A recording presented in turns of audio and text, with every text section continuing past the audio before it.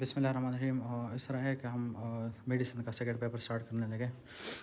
पहले MCQ से भी PT is used in which of the following, तो जॉइंडस सही जी। The very first thing you should know about vitamin K. इसमें मेन चीज़ें मैं आपको बताऊंगा जी जो आपको आनी चाहिए। भाई फर्स्ट एड कहता है कि भाई विटामिन के जो है नेसेसरी है आपके पास, सही है जी, for the maturation of factor 2, 7, 9 and 10, सही है जी। Protein C and protein S जो आप 1972 नमूने में पढ़ते हो। होता यह है कि लिवर इसको मैच्योर करा रहा होता है, बना रहा होता है विद हेल्प ऑफ विटामिन के, और विटामिन के आपके गट फ्लोरा से निकल के आ रहा होता है, सही जी। देन विटामिन के जो आपके पास है ये इनहिबिट करते हैं भाई वारफारिन को। पीछे आपको गुलेशन कैस्केड में लास्ट उसमें पढ़ा चुका हूँ कि किस तरह एक्सटेंसिव और इंटेंसिव पाते हुए तो कौन से मेडिसिन पे काम कर रहे थे। Right now we are talking about vitamin K, सही है जी। तो जो विटामिन के की डिफिशियंसी हो, सही है जी, तो मोस्टली जो बच्चा पैदा होता है तो उसका जो ये सुना neonatal haemorrhage with increase PTI PTT bleeding time उसका नॉर्मल होता है। Neonate have sterile intestine and unable to synthesise vitamin K that अगर after prolong use of broad spectrum antibiotic है, अगर कोई मदर एंटीबायोटिक वगैरह यूज़ कर लें तो उसके बाद जो है ना उसके वूम में अगर बेबी हो तो उसका विटामिन के प्रॉपर्ली नहीं बनता। या आप खुद भी अगर बहुत ज़्यादा एंटीबायोटिक वगैरह यूज़ कर लें तो विटामिन के को इनहिबिट करा देते हैं, सही है जी। अब जो इधर इसने लिवर और जॉइंट्स के लिहाज से बात की है, ये कह रहे भाई एज यू नो कि विटामिन के आपके पास फैट सोल्युबल विटामिन है, राइट। तो जब भी आपको कोई ऑब्स्ट्रक्टिव जॉइंट्स होगा और बाइल जो है डूडियम की तरफ निकल के नहीं आएगा तो आपको विटामिन के रीअब्जॉर्ब नहीं होगा। जो विटामिन के प्रॉपर्ली जो है ना वो रीअब्जॉर्ब मेटाबॉलिज्म उसकी नहीं होगी इसी से, तो उस वजह से आपके बॉडी के अंदर ये सारे फैक्टर नहीं बनेंगे 1972, 10, 7, 9, 2, सही है जी। Protein C and protein S। अच्छा, जब ये प्रॉपर्ली नहीं बनेंगे तो आपका PT इंक्रीज़ हो जाएगा, सही है जी। आगे इसकी कंटिन्यूटी है वो भी इंशाल्लाह हम करेंगे कि DAC का अगर कोई इसमें टॉपिक आ गया तो उसमें मैं आपको बताऊंगा कि, या वैसे ये लास्ट लेक्चर में बता चुका हूँ कि DAC के अंदर फाइब्रिन डिजेनरेटिव प्रोडक्ट किस तरह बनते हैं। अच्छा जी, a person running in the marathon race, blood flow to non exercising muscle, तो वही आपके पास पोस्ट गैंग्लियोनिक सिंपैथेटिक कोलिनर्जिक है। ये MCQs भी काफ़ी लोग नहीं। अच्छा, ये आप देख सकते हैं भाई इसके अंदर adrenergic alpha 1, alpha 2, beta 1, beta 2, cholinergic NM and जो आपके पास पैरा सिंपैथेटिक है cholinergic, that is for the skeletal muscle. ये आपके MCQs भाई। अच्छा, देन नेक्स्ट MCQ जो आपके पास है, superior pole of thyroid is ligated artery supply and its origin from, तो भाई आप देख सकते हैं ये आपके पास थायराइड ग्लैंड है, सही है जी। एंड इसके अगर ब्लड सप्लाई हम देखें इस पर MCQs आते हैं। ये आपके पास एक्सटर्नल कैरोटिड आर्टरी है और ये एक्सटर्नल कैरोटिड आर्टरी अपनी ब्रांच दे रही है superior side of the thyroid के पोल को, superior thyroid artery, and this is thyro cervical trunk, and ये इन्फीरियर थायराइड आर्टरी दे रही है। इसके और भी MCQs हैं और वो आपको आने चाहिए। भाई कि थायराइड अराइज होता है from the floor of primitive pharynx and descend into the neck, connected to a tongue by thyroglossal cyst which normally disappear but persistent cyst of the pyramid lobe, foramen cecum is the normal remnant of thyroglossal cyst। वही होता है कि आपकी ज़ुबान है, इस ज़ुबान के पे ये थायराइड टिश्यू जो है डेवलप होता है। इधर आपके पास एक डक्ट होता है जिसको थायरोग्लोसल डक्ट कहते हैं, ये वाला, ये सही है जी। इस डक्ट के अंदर ये थायराइड टिश्यू आता है और नेक में आ जाता है और फिर नेक के अंदर जो इसकी पोजीशन है उधर ये होता है, सही जी। नॉर्मली ये डक्ट डिसअपेयर हो जाता है, इस डक्ट को हम फोरामेन सीकम कहते हैं। अगर ये डक्ट डिसअपेयर ना हो तो इसको हाइपोग्लोसल सिस्ट कहते हैं। और जब बंदा ज़ुबान निकालता है तो उसको जो आपको थ्रोट के लेवल पे कोई चीज़ मूव होती हुई दिखाई देती है। इसके भाई आगे ये देख लें कि भाई थायरोग्लोसल जो सिस्ट है प्रेजेंट होते हैं इंटीरियर मिडल लाइन है नेक, ये नेक है ना बंदे का, नेक के अगर दरमियान में तुम्हें नज़र आए तो थायरोग्लोसल सिस्ट। अच्छा, अगर ज़ुबान पर प्रोट्रूड करने पे ये मांस आपको जो है ना lateral side of the neck पे नज़र आए तो आपके पास फेरेंजियल क्लिफ्ट सिस्ट होता है। एक इसने और बात इधर लिखी है कि कभी कभार इस तरह होता है कि ये थायराइड टिश्यू नीचे जाता ही नहीं है, सी आपको कहता है कि most common ectopic thyroid tissue site, तो ये टंग, सही जी। लिंगुअल थायराइड उसको कहते हैं एक्टोपिक। अगर आपसे पूछे कि एक्टोपिक जगह कौन सी है थायराइड की तो लिंगुअल थायराइड ज़ुबान के ऊपर, सही है जी। कभी कभार भैया ज़ुबान के ऊपर आपको टिश्यू नज़र आते हैं और डॉक्टर साहब जो है इसको रिमूव करा देते हैं, और जब रिमूव करेंगे तो उस बंदे को हाइपोथायरॉइडिज्म हो जाएगा अगर if is the only one tissue present. अगर सिर्फ उसके गले में थायराइड का टिश्यू नहीं, ज़ुबान पे कुछ चीज़ नज़र आ गई है और कोई थायराइड टिश्यू उसकी बॉडी में था ही नहीं और आपने ये रिमूव करा दिया, इनडायरेक्टली आपको ये बता रहे कि ज़ुबान के ऊपर जो है ना एक टॉपिक इसकी वो होती है, सही है जी। देन नेक्स्ट क्वेश्चन है आपके पास वही कि eosinophilia in apoptotic cell is due to which of the following, तो लॉस ऑफ साइटो RNA। अच्छा जी, ये आपके पास एपोप्टोसिस और इधर से तो MCQs आते हैं भाई। एपोप्टोसिस के अंदर भी ये ATP डिपेंडेंट जो है प्रोग्राम सेल डेथ है। एक एपोप्टोसिस होता है, एक नेक्रोसिस होता है, right. Apoptosis programme cell death और नेक्रोसिस में जो ना ट्रोमेटिक या जो भी हो उसकी वजह से। अच्छा जी, genetically program cell death involve single cell और small group of cells. For example endometrium की शेडिंग जो होती है मेंस्ट्रुअल साइकिल के दौरान, removal of embryogenesis cell during embryogenesis, CD8 related killing of the viral infected cells. सही है, सारे एपोप्टोसिस के थ्रू और होते हैं। मॉर्फोलॉजी इसके अंदर के भी सेल जो मर रहा होता है वो श्रिंक हो जाता है पहले, उसकी वजह से इसके साइटोप्लाज्म जो है वो इजिनोफिलिक हो जाते हैं। MCQs सही है जी। आपको सेल डेथ का पूरा पता है कि इसके अंदर माइटोकॉन्ड्रिया जो अंदर क्रोमोसोम वगैरह जो फिनिश हो रहे होते हैं। सही है जी। न्यूक्लियस का कंडेंस हो जाता है, फ्रेगमेंट में टूट जाता है हिस्सों में, फ्रेगमेंट में इसका न्यूक्लियस। सही है, ऑर्गेनाइज मैनर में, सही प्रॉपर वे में।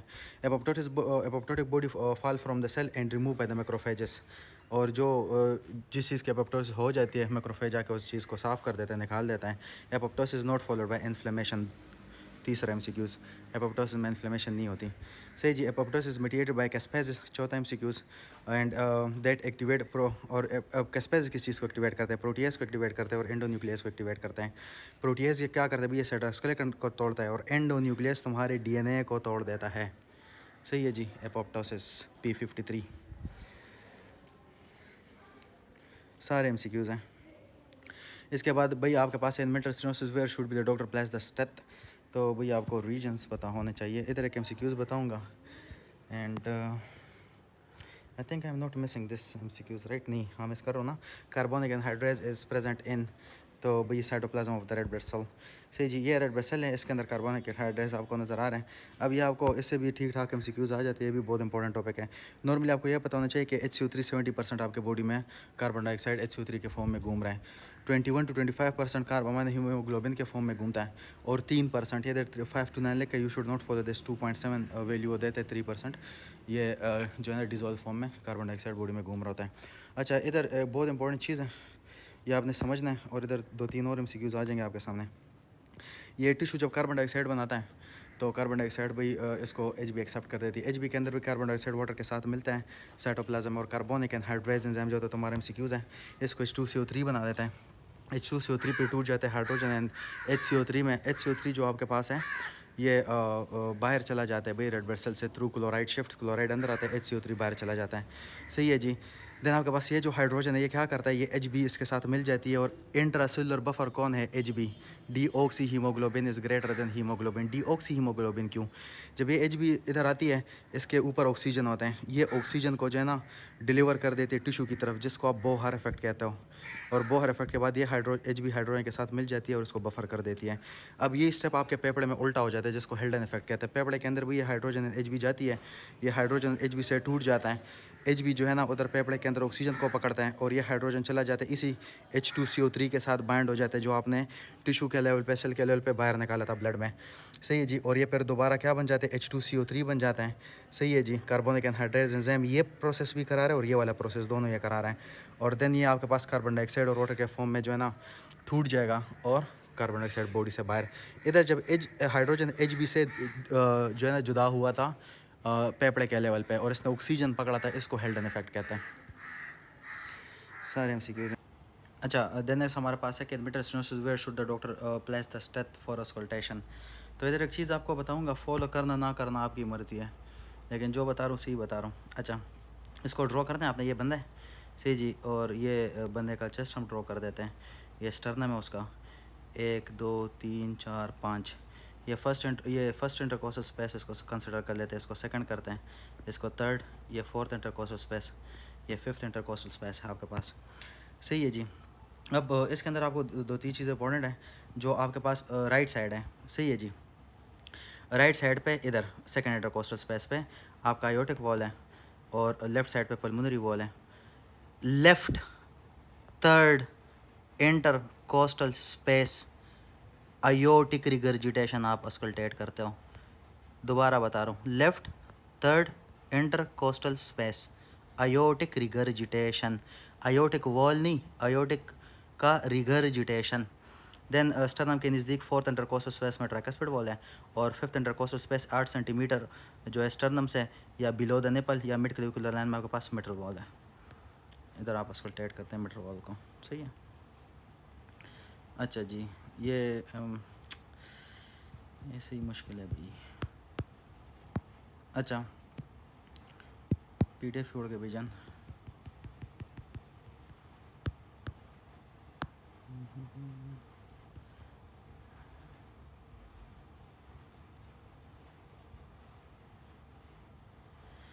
देन नेक्स्ट जो हमारे पास है, अच्छा ये आपको ये कह रहा है कि मिडल स्टेनोसिस जो है आपके इधर वो करते तो left intercostal space. About cardiac plexus का भी आपको पता चाहिए, सिंपैथेटिक एंड पैरासिम्पैथेटिक दोनों होते हैं, और ये इसकी डायग्राम है आपके पास। अच्छा जी, अब ये प्लेक्सिस आप इधर देख सकते हैं, तो चलिए मैं ड्रॉ करके आपको बताता हूँ जो आपने याद रखना है, and the thing which you should really know. Then अच्छा ये हमारे पास भाई अगर हम ड्रॉ करिए वेगस नर्व है, सही है जी, हार्ट की तरफ जो इसका पोर्शन है वो ड्रॉ कर रहा हूँ, और ये आपके पास लेफ्ट सिंपैथेटिक चेन है ये वाला। वेगस नर्व के अंदर भैया आपके पास अपर सर्वाइकल कार्डिक ब्रांच होता है, लोअर सर्वाइकल कार्डिक ब्रांच होता है, और recurrent ranger branch of cardiac plexus आपके पास होता है। देन जो आपके पास लेफ्ट सिंपैथेटिक चेन है, इसका सुपीरियर ये डायग्राम में है, मिडल और inferior, T1, T2, T3, T4 और T5। ये बहुत आसान है। Superficial cardiac plexus and deep cardiac plexus पढ़ा रहा हूँ, सही जी। सुपरफिशियल कार्डिक प्लेक्सेस को आपका जो लेफ्ट सिंपैथेटिक का सुपीरियर, ये सुपीरियर था, ये मीडियल था और ये इन्फीरियर था। इस ये मैं कलर चेंज कर देता हूँ, देखें ये देख रहे हैं सुपीरियर है, सुपीरियर, और ये इधर कौन सा आपके पास है, लोअर सर्वाइकल कार्डिक ब्रांच था। ये दोनों मिलके सुपरफिशियल कार्डिक प्लेक्सेस बनाते हैं। बाकी पीछे जो भी रह गया ना, ये अपर, ये रिकरेंट, ये middle, T1, T2, T3, T4, T5 सारे डीप बना रहे हैं, सही है जी। ये डायग्राम है, superior cervical ganglia, middle cervical ganglia. अच्छा देन आपके पास है भाई special feature of cardiac muscle, तो भाई ये इसमें एक्शन पोटेंशन होता है, एक्शन पोटेंशन होता है, तो इसमें प्ले टू फेज होता है। तो ये आपके पास कार्डिक एक्शन पोटेंशन है, अगर इसको हम खुद ड्रॉ करें तो नॉर्मली आपको पता है भाई कि जब भी आपको, अब ये वीडियो आप मैं पूरा नहीं बता सकता हूँ, लेकिन चले जिसको समझे वो सुन लें। ये जब भी आपका थ्रेशोल्ड फायर होता है तो सोडियम गेट ओपन हो जाता है। जब सोडियम गेट ओपन होता है तो आप जो है ये सेल आपका डीपोलराइज होता है, इसको अपस्ट्रोक कहते हैं। जैसे 40 तक पहुँचे तो इनएक्टिवेटेड गेट जो है ना, इनएक्टिवेटेड गेट आपका क्लोज हो जाता है, एक्टिवेटेड गेट क्लोज हो जाते हैं। ऊपर वाला एक्टिवेटेड गेट होता है, नीचे वाला इनएक्टिवेटेड गेट होता है। तो एक्टिवेटेड गेट आपका क्लोज हो जाता है, और उसके बाद भाई जो है ये पोटाशियम बाहर निकलना शुरू होता है। जब पोटाशियम बाहर निकलता है ग्राफ नीचे की तरफ आता है, सही है जी। एंड ये देन आपके पास इसी दौरान आपके पास जो है ना फेस 2 आ जाता है कार्डिक साइकिल का। उसमें जितना पोटाशियम बाहर जा रहा है उतना ही कैल्शियम अंदर आ रहा है, सही जी। आई एम अनेबल, मैं इधर ये नहीं ड्रॉ करो कि 0 है, ये 10 है, 60 है, 70 है, और ये क्या चीज़ है। जिसने एक्शन पोटेंशियल पढ़ा ही really know what I am talking about. Then भाई ये ग्राफ नीचे की तरफ आता है, पोटाशियम थ्रेशोल्ड को टच करने की कोशिश करता है, जो कि -85 होता है, पोटाशियम बाहर जा रहा है। देन जब ये पोटाशियम 85 को टच करता है, फॉर एग्जांपल ये सेल का भाई आपके पास जो नॉर्मल रेस्टिंग पोटेंशियल है वो फॉर एग्जांपल 70 है, सही है जी। तो अब उसको तो 70 पे होना चाहिए। तो इस पोटाशियम ने जो नीचे की तरफ आए, इस प्रोसेस को, इसको हाइपर पोलराइजेशन कहते हैं। इस हाइपर पोलराइजेशन को ऊपर वापस अपने नॉर्मल हालत की तरफ लेके आना सोडियम पोटाशियम पंप का काम है। तो आपने रफ़ी में पढ़े ना कि भाई मेंटेन कौन कराता है, और अचीव पोटाशियम कराता है ये रेस्टिंग मेम्ब्रेन पोटेंशियल को, और मेंटेन सोडियम पोटाशियम पंप कराता है, सही जी। इसका इधर से लेके जो ये पार्ट है आपके पास, जिधर आपके पास एक्टिवेटेड गेट क्लोज थे, सही है जी। अभी एक्टिवेटेड गेट ओपन कब होंगे, जब आप सेल को दोबारा इस हालत पे लेके आ जाओ, सही है जी। ओ इसलिए हम skipping a lot of things, but जिसने पढ़ा उसको समझ लग रही है मैं क्या बात कर रहा हूँ। देन ये आपके पास इस पीरियड को एब्सोल्यूट रिफ्रैक्टिव पीरियड कहते हैं। इस टाइम पे भाई आपका एक्टिवेटेड गेट क्लोज है, जितना मर्जी सोडियम लेके आ जाओ वो सेल के अंदर जा ही नहीं सकता। देन ये आपके पास नॉर्मल इसकी जो थ्रेशोल्ड वैल्यू वो हम जो है ना चले -60 कंसिडर करते हैं। इसका एक्शन पोटेंशियल 70 है, लेकिन थ्रेशोल्ड -60 है। अब ये -85 पे है, सही है जी। तो अब तुमने 85 से अगर 60 की तरफ जाना है तो तुम्हें ज़्यादा आयन अंदर लाने पड़ेंगे, पॉजिटिव आयन्स, राइट। तो you need more energy to generate an action potential. तो इस वाले को रिलेटिव रिफ्रैक्टिव पीरियड कहते हैं। I am skipping a lot of things, I know, but क्या करें, जिसने पढ़े उसको समझ लगनी है। ये भाई फेज़ 0 होता है, ये सोडियम की वजह से। फेज़ 1 आपको पता है पोटाशियम की वजह से होता है। फेज़ 2 कैल्शियम इन, पोटाशियम आउट, कार्डियक मसल की बात हो रही है। Phase 3 potassium out, and phase 4 के अंदर आपके पास जो है ना हाइपर पोलरिज्म, पोटाशियम बहुत ही ज़्यादा आउट, सही है जी। देन ये पेस मेकर, ये भी साथ में एनोड का देख ले। इस एनोड के अंदर फेज़ 4 जो ऑटोमेटिसिटी है इस एनोड की जो खुद फायर कर रही है सोडियम फनी चैनल की वजह से, सोडियम फनी करंट चैनल। और फेज़ 0 में कैल्शियम है, इसमें फेज़ 1 और 2 नहीं होता, और फेज़ 3 के अंदर पोटाशियम इसको रीपोलराइज कर रहा है। देन आपके पास है female with oligomenorrhea karyotyping 46XX 45S not associated with, तो ये गोनेडल डिसजेनेसिस टर्नर सिंड्रोम से। जब प्राइमोडियल सेल आपके गोनेडल रिच की तरफ मूव ना करे 6th वीक में, सही है। तो टर्नर सिंड्रोम हो जाता है और इसकी जो मोस्ट कॉमन प्रेजेंटेशन होती है वो प्राइमरी एमेनोरिया, कभी इसको जो है ना मेंस्ट्रुअल साइकिल आया नहीं है। अच्छा जी, female without Barr body, male with Barr body, ये भी कल पढ़ा है मैंने आपको। तो ये मेल विद बार बॉडी है विदाउट। अच्छा, ये अभी फीमेल अगर 45x नॉट है, सही है जी, तो इसके अंदर शॉर्ट स्ट्रेचर ये होगी, सही जी। ये ओवरी डिसजेनेसिस को होगी, जिसको स्ट्रीक ओवरी कहते हैं, सही जी। ब्रॉड चेस्ट इसका होगा, वाइड स्प्रेड निपल होंगे इसके, और इसको भी coarctation of the aorta, most important MCQs, सही है जी। लिम्फेटिक डिफेक्ट इसको हो सकते हैं, सिस्टिक हाइग्रोमा, लिम्फेडीमा हो सकता है भाई, हैंड एंड फीट का हॉर्स शू किडनी इसके अंदर हो सकती है, सही है जी। ये फोर्थ, अच्छा, ये हॉर्स शू शेप किडनी जो है ना तीनों के साथ वो करती है, डाउन के साथ भी करती है, टर्नर के साथ भी करती है, और टाउ सिंड्रोम के साथ भी करते हैं, ये आपको याद होना चाहिए, सही है जी। Most common cause of primary amenorrhea, female with no Barr body, कल पढ़ा है बार बॉडी क्या होती है। ये मीनोपॉज होगी, मिनार्की से पहली मीनोपॉज है, सही है जी। इसका एस्ट्रोजन कम होगा क्योंकि ओवरीज है ही नहीं, एग्स है ही नहीं। आगे अगर मेंस्ट्रुअल साइकिल का आ गया, T10 ग्रेनुलोसा सेल किस तरह एस्ट्रोजन बनाते, वो भी पढ़ा दूंगा आगे अगर आ गया तो।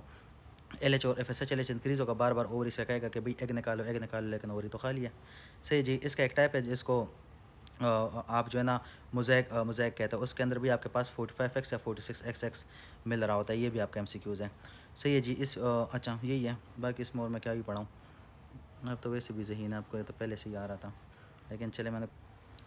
अच्छा, दिन आपके पास है, patient is unable to open the bottle, sensation is intact, thumb and index finger जो है सेंसेशन इसकी इंटैक्ट है, लेकिन मसल उसके काम नहीं करे, कार्पेंटर सिंड्रोम है, मीडियल नर्व उड़ जाता है। अच्छा, ये आपके पास भाई जो मिडल नर्व है इसकी भाई आपको पता होना चाहिए कि ये फोर आर्म के मसल को इनर्वेट करता है। अगर ये मिडल नर्व हम बनाए तो प्रोनेटर टीरीज को, फ्लेक्सर कार्पाई रेडियलिस को इनर्वेट करता है, फ्लेक्सर डिजिटोरम सुपरफिशियलिस को, पाल्मेरिस लॉन्गस को। देन ये अपनी एक ब्रांच देता है जिसको इंटीरियर इंट्रोशियस नर्व कहते हैं, सही है जी। ये फ्लेक्सर पाल्मेरिस लॉन्गस को इनर्वेट करता है, और इधर ये फ्लेक्सर डिजिटोरम प्रोफंडा को इनर्वेट करता है। फ्लेक्सर डिजिटोरम प्रोफंडा के दो हेड है, ये हाइब्रिड मसल है आपका, ये MCQs है, सही है जी। इसका लेटरल हाफ होते हैं मिडल, लेटरल हाफ को मिडल नर्व इनर्वेट करते हैं, मिडल लेटरल को मिडल नर्व करें, मिडल पार्ट को अल्नर नर्व इनर्वेट करते हैं, सही है जी।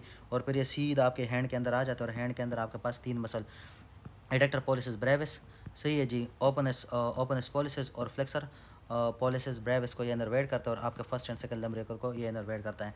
किसी बंदे को हाइपोथायरॉइडिज्म और मैक्सिडिमा, उसके अंदर भी आपके पास ये मिडल नर्व डैमेज हो जाता है, सही है जी। इसका एक ब्रांच है क्यूटेनस ब्रांच होता है, सही है जी, जो वो ऊपर से आ रहा होता है, सही है जी। तो उसके अंदर जब किसी बंदे को कार्पेंटर सिंड्रोम हो तो उसके हैंड की सेंसेशन बच जाती है, सही जी, और मसल वेस्टिंग सिर्फ उसमें हो रही होती है उसको। अच्छा, ये अगर आप इधर देखें इसको, पढ़ाऊँ ना पढ़ाऊँ ये तो वैसे बता दिया, ये पूरी इनर्वेशन है जो पढ़ाई है मैंने बताई आपको मैंने, ये इसका पाल्मर क्यूटेनस ब्रांच है जो ऊपर से आ रहा है, सही है जी। ये एंटीरियर इंट्रोशियस नर्व है, ये देख ले लेटरल हाफ मीडियल नर्व, ये मीडियल नर्व है रूट वैल्यू समेत। ये आपके पास भाई फर्स्ट एड भी इसको कुछ लिखता है, ये आपको कहते हैं भाई कि मीडियल नर्व अगर आपके पास किधर किधर डैमेज होता है तो सुप्राकोंडाइल के ऊपर फ्रैक्चर फ्यूमर्स में डैमेज हो सकता है, कार्पेंटर सिंड्रोम के अंदर हो सकता है, लिस रेसलेशन के अंदर ये जो हो सकता है, सही है जी। आपको एप हैंड मिलेगा, हैंड ऑफ बेनिडक्ट मिल सकता है आपको, सही है जी। इसके अंदर आपके पास जो लोफ मसल है, जो लम्ब्रिकल्स है, ओपनस पॉलिसिस है, एडक्टर पॉलिसिस है, और फ्लेक्सर पॉलिसिस ब्रेविस है, सही जी। लॉस ऑफ सेंसेशन और द तिनार एमएनएस, सही है जी। एंडोसोपाल्मर aspect of 1/2 of the finger जो है ना ये उड़ जाते हैं अगर मिडल नर्व उड़ जाए। इसका जो रिकरेंट ब्रांच है, अगर ये इसकी पाम के ऊपर लेसरेशन वगैरह तो एप हैंड आपको मिलता है, लॉस ऑफ तिनार मसल पोजीशन, ये सब कुछ मिल जाता है, लेकिन सेंसरी लॉस नहीं होता, नो सेंसरी लॉस। देन आपके पास है, अच्छा ये इसके एक और डायग्राम भी है आई गेस, डायग्राम ये नोट में डायग्राम याद करना है, ये देख लें, सही है जी। ये एक रिकरेंट ब्रांच और अल्नर मीडियल सब कुछ इसने बता दिए। देन आपके पास है भाई कि individual usually have two crease, अगर सिंगल पाम में क्रीज हो इसको सिमिलर क्रीज कहते हैं, ये आपको पता ही है, ये कल पढ़ाया मैंने आपको। Growth hormone need which hormone for proper function, तो इंसुलिन है, ग्रोथ फैक्टर है आपके पास, तो आपने ग्रोथ हार्मोन पूरा पढ़ना और ये बहुत इंपॉर्टेंट है, सही है जी। मुझे तो लग रहा है कि मैं तो पूरा फर्स्ट एड इसमें पढ़ा दूंगा आपको। अच्छा, ये देखें आपके पास जो है ना हाइपोथैलेमस से ग्रोथ हार्मोन रिलीजिंग हार्मोन निकलता है, वो इंटीरियर पिट्यूटरी पे एक्ट करता है, जब ग्रोथ हार्मोन निकाल देता है। ग्रोथ हार्मोन सीधा सीधा बगैर किसी चीज़ के खुद ब खुद ऑटोमेटिकली क्या करता है, ये लिपिड को तोड़ता है, आपको पतला कराता है, और ये टिश्यू को रेजिस्टेंस बना देता है, तो ये आपको डायबिटीज भी कराता है, ये डायबिटोजेनिक हार्मोन है, सही है। दूसरा ये भाई लिवर पे एक्ट करता है, लिवर से इंसुलिन या ग्रोथ फैक्टर रिलीज़ करता है। इंसुलिन या ग्रोथ फैक्टर आपके पास भाई प्रोटीन सिंथेसिस और मसल मास बढ़ाता है, और ये बोन की ग्रोथ कराता है under the presence of thyroid hormone, ये बात याद रखनी है, सही जी। ये इसको भाई सोमेटोट्रोफिन भी कहते हैं, सिक्रीट होता है इंटीरियर पिट्यूटरी से, सही है जी। जब ये आपके पास सिक्रीट हो जाता है तो ये आपके लीनियर ग्रोथ और मसल मास को बढ़ा रहा होता है through insulin like growth factor से, जिसको सोमेटोबिटेड सी भी कहते हैं, सिक्रीट जो लिवर से सिक्रीट होता है। इंसुलिन इंक्रीज़ कराया था टिश्यू को रेजिस्टेंस को इंसुलिन के खिलाफ, तो ये आपको डायबिटीज़ करवाता है, डायबिटोजेनिक है।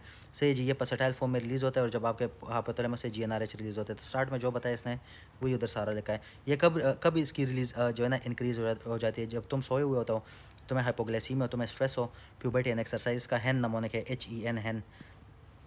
Hypoglycaemia is greater than exercise is greater than non sleep. इसकी डिक्रीज कब डिक्रीज होगी, जब तुम बूढ़े हो जाओ, मोटे हो जाओ और तुम्हें शुगर हो जाए, फिर ये नहीं निकल के आएगा। सही है जी। ये अगर ग्रोथ हार्मोन एक्सेसिव हो तो ये पिट्यूटरी एडिनोमा के अंदर ये इंक्रीज़ होता है, लेकिन पिट्यूटरी एडिनोमा के अंदर भी आपको बताया था कि प्रोलैक्टिनोमा को आपने प्रेफर करना है इसके ऊपर, राइट। अच्छा, मैं काज बड़ों में अगर ये ज़्यादा तो एक्रोमेगेली हो जाती है, बच्चों में अगर ज़्यादा तो गाइगेंटिज्म होता है। इसकी आपने ट्रीटमेंट क्या है, या तो सोमेटोस्टेटिन दे दो, टोराटाइड दे दो, या सर्जरी करा के इसको रिमूव करा दो ट्यूमर को। सही है।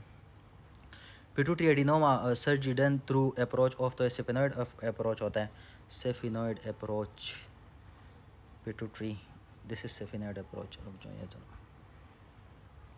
भाई, ये transsphenoid surgery type a surgery in which the instrument is inserted into the part of the brain going to the incision cut आप दे दे तो अपर लिप के अंदर and the bottom of the nose between the nostril and सेफिनॉइड bone और butterfly shape bone in the skull, जो अगर सेफिनॉइड की बात कर रहा है। सही जी। और आप पिट्यूटरी ग्लैंड तक पहुंच जाते हैं, और पिट्यूटरी ग्लैंड जो है ये बिलो द सेफिनॉइड बोन होता है। ये देखिए पिट्यूटरी के नीचे सेफिनॉइड बोन है आपके पास। सही है जी, दैट्स इट। ये नीचे वाली ये भी खुद पर पढ़ लेना, बाकी ये चीज़ पता होनी चाहिए आपको। अच्छा, फिर जो नेक्स्ट है आपके पास patient non case of hypertension and has stroke for 1 year. से उसको विजन लॉस हो रहा है ना, stroke and vision is improving activity actively. He had complain of left hemianopia with hemi neglect septal neglect with which part of the brain will be affected. तो भाई आपका parietal lobe कौन सा, dominant क्या नॉन डोमिनेंट, तो you should know about it. ये important सही है, ये नॉन डोमिनेंट एरिया है। सही है जी, non dominant area parietal lobe का। अच्छा, ये आप देख सकते हैं भाई, ये आपके पास डोमिनेंट पेराइटल एरिया है और ये नॉन डोमिनेंट है। सही है जी। जो ये MCA मीडियल सेरेब्रल आर्टरी की ओक्लूजन जब हो जाए तो ये होता है आपको, अगर आपका डोमिनेंट एरिया जो है ना उड़ गया है, और आपके भाई लेफ़्ट MCA उड़ गया है, लेफ़्ट MCA उड़ गया है, तो आपको जो है ना ग्रेस्मेंट सिंड्रोम हो जाता है। इसके अंदर आपको एग्राफिया, आप कुछ ड्रॉ नहीं कर पाएंगे। सही है जी। एंड फिंगर एनोक्सिया, आप अपनी फिंगर फील नहीं कर पाएंगे। और लेफ़्ट राइट डिसओरिएंटेशन होगी, राइट साइड को लेफ़्ट कहोगे, लेफ़्ट को राइट कहोगे, समझ ही नहीं लग रही कि कौन सा लेफ़्ट है कौन सा राइट है। अगर नॉन डोमिनेंट एरिया उड़ जाए तो इसको हीमी नेग्लेक्ट सिंड्रोम कहते हैं। सही है जी। इसके अंदर आपके पास एनोजिया होता है of the contralateral side of the world, आपको आधी दुनिया का पता ही नहीं होता। सही जी। आप नहाने जाओगे, आधी बॉडी आप धो लोगे, आधी आपको पता ही कि आपकी आधी बॉडी है कि नहीं है। अगर कोई घड़ी में आपके सामने रखोगे इसमें टाइम बताएं तो आप आधा टाइम नज़र आएगा, आधी दुनिया से बेखबर हो जाओगे यार, आधी दुनिया गई। सही है जी। अच्छा जी, कंफ्यूजिंग सही है, आपको लगेगा, लेकिन जिसने पढ़ा उसको समझ लग रही है, बाकी वीडियो इसके ऊपर देख ले समझ लग जाएगी। MCA याद रखना है। 25 ईयर ओल्ड पेशेंट है आपके पास, चेस्ट पेन, डिस्निया, पेल्पिटेशन वगैरह उसको हो रहा है, और ग्रेड 2 सिस्टोलिक मर्मर है। तो ये वही अभी जब आप दौड़ छोड़ लगाते हैं और आपके हार्ट रेट वगैरह इंक्रीज़ हो जाते हैं, उस टाइम जो साउंड आपको सुनाई देता है और हार्ट की जो हालात होती है वही है, और ये नॉर्मल हार्ट है। आराम करोगे फिर ठीक हो जाओगे। देख लो डिस्निया ऑन एक्सर्शन। अच्छा जी, patient with Addison disease presented with emergency to complain of, तो एडिसन डिजीज़ के अंदर आपको पता है कि भाई आपका जो ना ये जो कॉर्टेक्स है, एड्रीनल कॉर्टेक्स से काम नहीं कर रहा होता आपका। Adrenal cortex GFR zona glomerular fasciculatus and reticularis कौन कौन सी चीज़ें बना रहा होता है, तो कोर्टिसोल बनाते हैं, एंड्रोजन वगैरह बना रहा होता है, और आपके पास एल्डोस्टेरोन बना रहा होता है। अब एल्डोस्टेरोन मैंने आपको पढ़ा है कि एल्डोस्टेरोन के अंदर, कल मैंने जो कौन डिजीज़ पढ़ा है, सोडियम बॉडी के अंदर इन, हाइड्रोजन पोटाशियम आउट, इन आगे आपको पता है कि किस तरह हाइपोकैल्सियम होगा, राइट। अब देखो, अब तुम्हारा जो ना कोर्टेक्स है नहीं, अब एल्डोस्टेरोन है ही नहीं तुम्हारे पास एल्डोस्टेरोन नहीं है। अब क्या होगा, अब ये होगा कि सोडियम बॉडी में नहीं होगा तो BP डिक्रीज, और हाइड्रोजन पोटाशियम को बाहर फेंक रहता है तो तुम्हें एसिडोसिस होगी, क्योंकि बाहर नहीं जा रहा, एल्डोस्टेरोन है ही नहीं। और एल्डोस्टेरोन मेडुला के अंदर होता है, एड्रीनल कॉर्टेक्स के अंदर, जो एड्रीनल ग्लैंड है आपका उसके अंदर होता है। और पोटाशियम ज़्यादा ही ज़्यादा, क्योंकि बाहर निकालने के लिए एल्डोस्टेरोन है ही नहीं। इसके आप दो टाइप्स है, कोई एडिसन डिजीज़ कहते हैं, अगर आपका एड्रीनल ग्लैंड उड़ जाए भाई, और एड्रीनल ग्लैंड की एट्रोफी हो जाए ऑटोइम्यून डिजीज़ की वजह से या TB की वजह से, एडिसन डिजीज़ कहलाता है। ये आपके पास भाई और ये क्रॉनिक है। इसके दो टाइप है, ये इसके प्राइमरी एड्रीनल इंसफिशिएंसी के, इसका क्रॉनिक टाइप है, क्रॉनिक टाइप को एडिसन डिजीज़ कहते हैं, और इसके एक्यूट टाइप को वाटर हाउट फेडरेस सिंड्रोम कहते हैं। इसके अंदर आपके बायलैटरल एड्रिनल ग्लैंड में हेमरेज हो जाता है सेप्सिस की वजह से, मेनिंजोकोकल इन्फेक्शन की वजह से। अगर आपके एड्रिनल ग्लैंड में हेमरेज हो और एड्रिनल ग्लैंड काम ना करो, फिर एड्रिनल ग्लैंड से आपका कोर्टिसोल, एल्डोस्टेरोन वगैरह ये रिलीज़ ना हो रहा हो, तो आप इसको एक्यूट कहते हैं। इसके अंदर ये होता क्या है, एड्रिनल इनसफिशिएंसी। इसके अंदर आपका एड्रिनल ग्लैंड काम नहीं करता, कोर्टिसोल नहीं होता, एल्डोस्टेरोन नहीं होता। जब एल्डोस्टेरोन नहीं होगा तो ये वाली बात सारी जो मैंने बता दी है, हाइपोटेंशन होगी, ये हाइपरकेलीमिया होगा, एसिडोसिस होगी। अच्छा, जब आपका एल्डोस्टेरोन वगैरह निकलता है ना, ये उससे ऊपर जो रिलीजिंग हार्मोन इसके निकल रहे थे, कोर्टिसोल रिलीजिंग हार्मोन जब निकलता है, उसके साथ जो है ना एमएसएच भी निकल रहा होता है। सही है जी। तो अब तो आपके पास ग्लैंड है नहीं, ऊपर से कोर्टिसोल ये कोर्टिसोल ACTH सही है जी। ACTH बार बार ऊपर से आएगा आएगा आएगा आएगा, नोट रिलीजिंग हार्मोन ACTH के साथ MSH इकट्ठे निकलता है। ये आएगा आएगा और इसको कहेगा भाई एल्डोस्टेरोन ये कोर्टिसोल निकालो, कोर्टिसोल निकालो, कोर्टिसोल, लेकिन ग्लैंड तो ख़राब है, तो ये MSH भी निकलता जाएगा, जिसकी वजह से आपके म्यूकोजल पिगमेंटेशन ब्लैक ब्लैक, ये ज़ुबान इसकी देख लें। सही है जी, यही है। You should know very high yield. अच्छा जी, देन आपके पास है भाई कि एक एल्डरली पेशेंट है आपके पास और ओबीस है, मोटा है। सही है जी। और उसने एब्डोमिनल पेन, इसमें आपके पास मोस्ट कॉमनली ये इसने एक्सप्लेनेशन इधर दे दिया कि बट गैंग्रीन होगा, and I will not go to the explanation of those gangrenes, बहुत लंबा टॉपिक है। सही है जी। अच्छा, loss of dorsiflexion and sensation of the lateral dorsum due to the damage of that is tibial nerve. तो nerve तो कल भी कुछ पढ़ाए थे, बताए थे आई थिंक सो, कि नहीं अपने स्टूडेंट को पढ़ाएं, किसको पढ़ाए भाई, लेकिन चलिए ये नर्व है आपके पास। अब ये नर्व ही सीधा सीधा बता देता हूँ मैं। सही है जी। ये आपके पास नर्व है और द वेरी फर्स्ट थिंग ये आपके पास जो है ना ये लंबर प्लेक्सस से निकल के आते हैं। अब मैं सीधे ही बता रहा हूँ, ये मिडिल कंपार्टमेंट का ऑब्टूरेटर नर्व होता है, इंटीरियर कंपार्टमेंट का फीमोरल नर्व है, और ये पोस्टीरियर कंपार्टमेंट पीछे ये शार्टिक नर्व है। शार्टिक नर्व जब आपके भाई इस पोप्लिटल फोसा के अंदर आता है तो ये डिवाइड हो जाता है, कॉमन पेरोनियल नर्व दे देता है, और कॉमन पेरोनियल नर्व के फिर सुपरफिशियल और लेटरल पार्ट है। इसका सुपरफिशियल पार्ट जो आपके पास है ये इसका सुपरफिशियल पार्ट है और डीप पार्ट है। सो जो इसका डीप पार्ट है, डीप वो medial side of the leg को सप्लाई करता है, और जिसका सुपरफिशियल पार्ट है ये lateral side of the leg इस टांग की बात हो रही है। इसमें जो MCQs है ये है कि ये देख ले, नेक ऑफ फेबुला इसके साथ एक कॉमन पेरिनियल नर्व जा रहा है, तो अगर नेक ऑफ फेबुला का फ्रैक्चर हो जाए तो कॉमन पेरिनियल नर्व भी उड़ जाता है। बाकी ये सारे नर्व है, ये आगे की तरफ ये इसने आगे मसल भी लिख दिया, इसने डीप लिख दिया। इंटीरियर कंपार्टमेंट का और लेटरल कंपार्टमेंट का आपके पास सुपरफिशियल जो कॉमन पेरोनियल नर्व है। सही है जी। बाकी पोस्टीरियर का टिबियल नर्व है, टिबियल नर्व नीचे से शार्टिक नर्व की कंटिन्यूएशन है। सही है जी। और आपके पास एक मसल भी होता है हाइब्रिड मसल, इसके अंदर एक एडेक्टर मैग्नस है, जो कल मैंने पढ़ाया था एडेक्टर कैनाल के साथ आपको, और वो बताया था कि भाई इसका हैमस्ट्रिंग पार्ट होता है, इसका जो है ना आपके पास जो है ना एडेक्टर पार्ट होता है। एक और मसला है बाइसेप फेमोरस, उसका लॉन्ग हेड और शॉर्ट हेड होता है, उसके लॉन्ग एंड शॉर्ट हेड के भी डुअल नर्व सप्लाई है। एक को भाई आपका ये शार्टिक नर्व करा रहा है, टिबियल पार्ट करा रहा है, दूसरे को आपका जो कॉमन पेरिनियल नर्व है वो इनर्वेट करता है। देन नेक्स्ट वन आपके पास है अमेन टैक्सी ड्राइवर है। अच्छा, एक चीज़ याद रखनी है, पाकिस्तान में जो है ना कुछ पता नहीं कौन सा ईयर था, उसमें टैक्सी ड्राइवर आए थे पाकिस्तान, और उनको एड्स लेके आए थे डिपोर्ट होके दुबई से।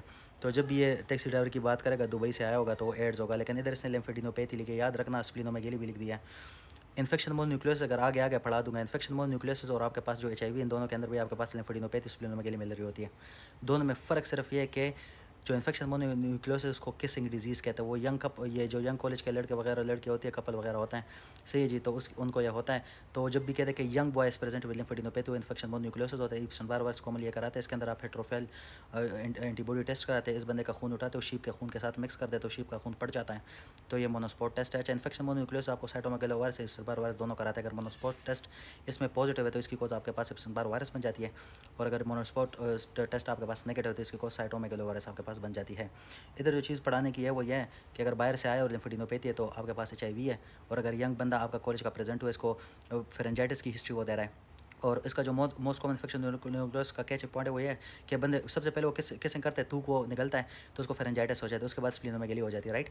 और इसके अंदर इसके बी लिम्फोसाइड नहीं बनते, टी लिम्फोसाइड बहुत ज़्यादा बन रहे होते हैं, जोर और शोर से बन रहे होते हैं, तो वो ख़राब से बन जाते हैं। एटिपिकल लिम्फोसाइड आपको मिलते हैं इन्फेक्शन मोनो न्यूक्लियोसिस के अंदर। इसमें जो चीज़ समझने वाली और जो कैचिंग पॉइंट है वो ये है कि इन्फेक्शन मोनो न्यूक्लियोसिस वाला बंदा तुम्हारे पास आएगा, उसका गला ख़राब होगा, उसको तुम एजिथ्रोमाइसिन दोगे, जैसे दोगे उसको रैश हो जाएगा, तो आपकी डायग्नोसिस सस्पेक्ट कर सकते हो फिर आपके इन्फेक्शन मोनो न्यूक्लियोसिस है। मोस्ट कॉमन है यंग ग्रुप के अंदर। देन आपके पास GFAP, तो एस्ट्रोसाइट्स कल पढ़ाया था मैंने। विच of the following decrease arterial oxygen stimulation without decrease in arterial oxygen tension. तो कार्बन मोनोऑक्साइड और आपके पास साइनाइड पॉइजनिंग होता है। ये साइनाइड पॉइजनिंग के अंदर भाई आपके पास his tissue unable to utilize oxygen, और अगर आपको दे दे कि भाई ऑक्सीजन बॉडी के अंदर बिल्कुल पूरा जो मौजूद है, बट ये जो आपके पास है टिश्यूज़ को यूज़ नहीं कर सकता। देखें, दोनों में टिश्यू यूज़ नहीं कर सकता। साइटोक्रोम सी कल मैंने आपको इलेक्ट्रॉन ट्रांसपोर्ट चैन बताया था कि जिधर वो जो इलेक्ट्रॉन है वो रिसीव करके H2O बन जाता है, राइट। बट चीज़ ये है कि इसके मैकेनिज्म पे क्वेश्चन आता है। कार्बन मोनोऑक्साइड के अंदर ऑक्सीजन ठीक है, लेकिन Hb ने कार्बन मोनोऑक्साइड की जो वो Hb के ऊपर जो ऑक्सीजन के लिए जो सीट है, जो 4 बाइंडिंग पॉइंट है, उसके जो लोअर 2 पॉइंट है उसके साथ इसकी 300 टाइम एफिनिटी ज़्यादा होती है। कुछ बुक उसको 350 भी लिखती है, तो ये उस जगह सीट को पकड़ लेता है। तो ऑक्सीजन मौजूद है, लेकिन टिश्यू हसरत भरी निगाह से उसको देख रहा है, यूज़ नहीं कर सकता। सही है जी। और आपके साइनाइड पहुंचने के अंदर साइटोक्रोम नंबर C के ऊपर जो है ना साइनाइड बैठ जाता है, और फिर ऑक्सीजन आ जाता है टिश्यू तक, लेकिन फिर ये इधर से तो ऑक्सीजन टिश्यू के अंदर घुस ही नहीं सकता ना, गाड़ी नहीं है। उधर टिश्यू पहुंच जाता है, टिश्यू तक ऑक्सीजन साइनाइड में पहुंच जाता है, वो यूज़ नहीं कर सकता। ये इसका फ़र्क है। And the other thing which you should no, तो आपने जो है ना जो मेथ हीमोग्लोबिन में आप पढ़ते हो, नाइट्रिक ऑक्साइड दे के आपने ब्लड को Fe3 बना देना है। Fe3 इस साइनाइड को पकड़ लेगा और अपने साथ बॉडी से बाहर निकाल लेगा। तो ये साइनाइड पॉइजनिंग की ट्रीटमेंट है आपके पास। विटामिन B12 भी इसमें देते हैं। तो शॉर्टकट फॉर्म में पढ़ा है, जिसने पढ़ा उसको समझ लग गई होगी। सिस्टोसोमा कल मैंने आपको पढ़ाया था, याद है। कायरो से आओगा 4S, smoking stone and schistosoma, ये कल पढ़ा है सिस्टोसोमा वाला। होल किल ऑर्गेनिज्म भाई आप जो है ना पर्टिसिस में देते हैं।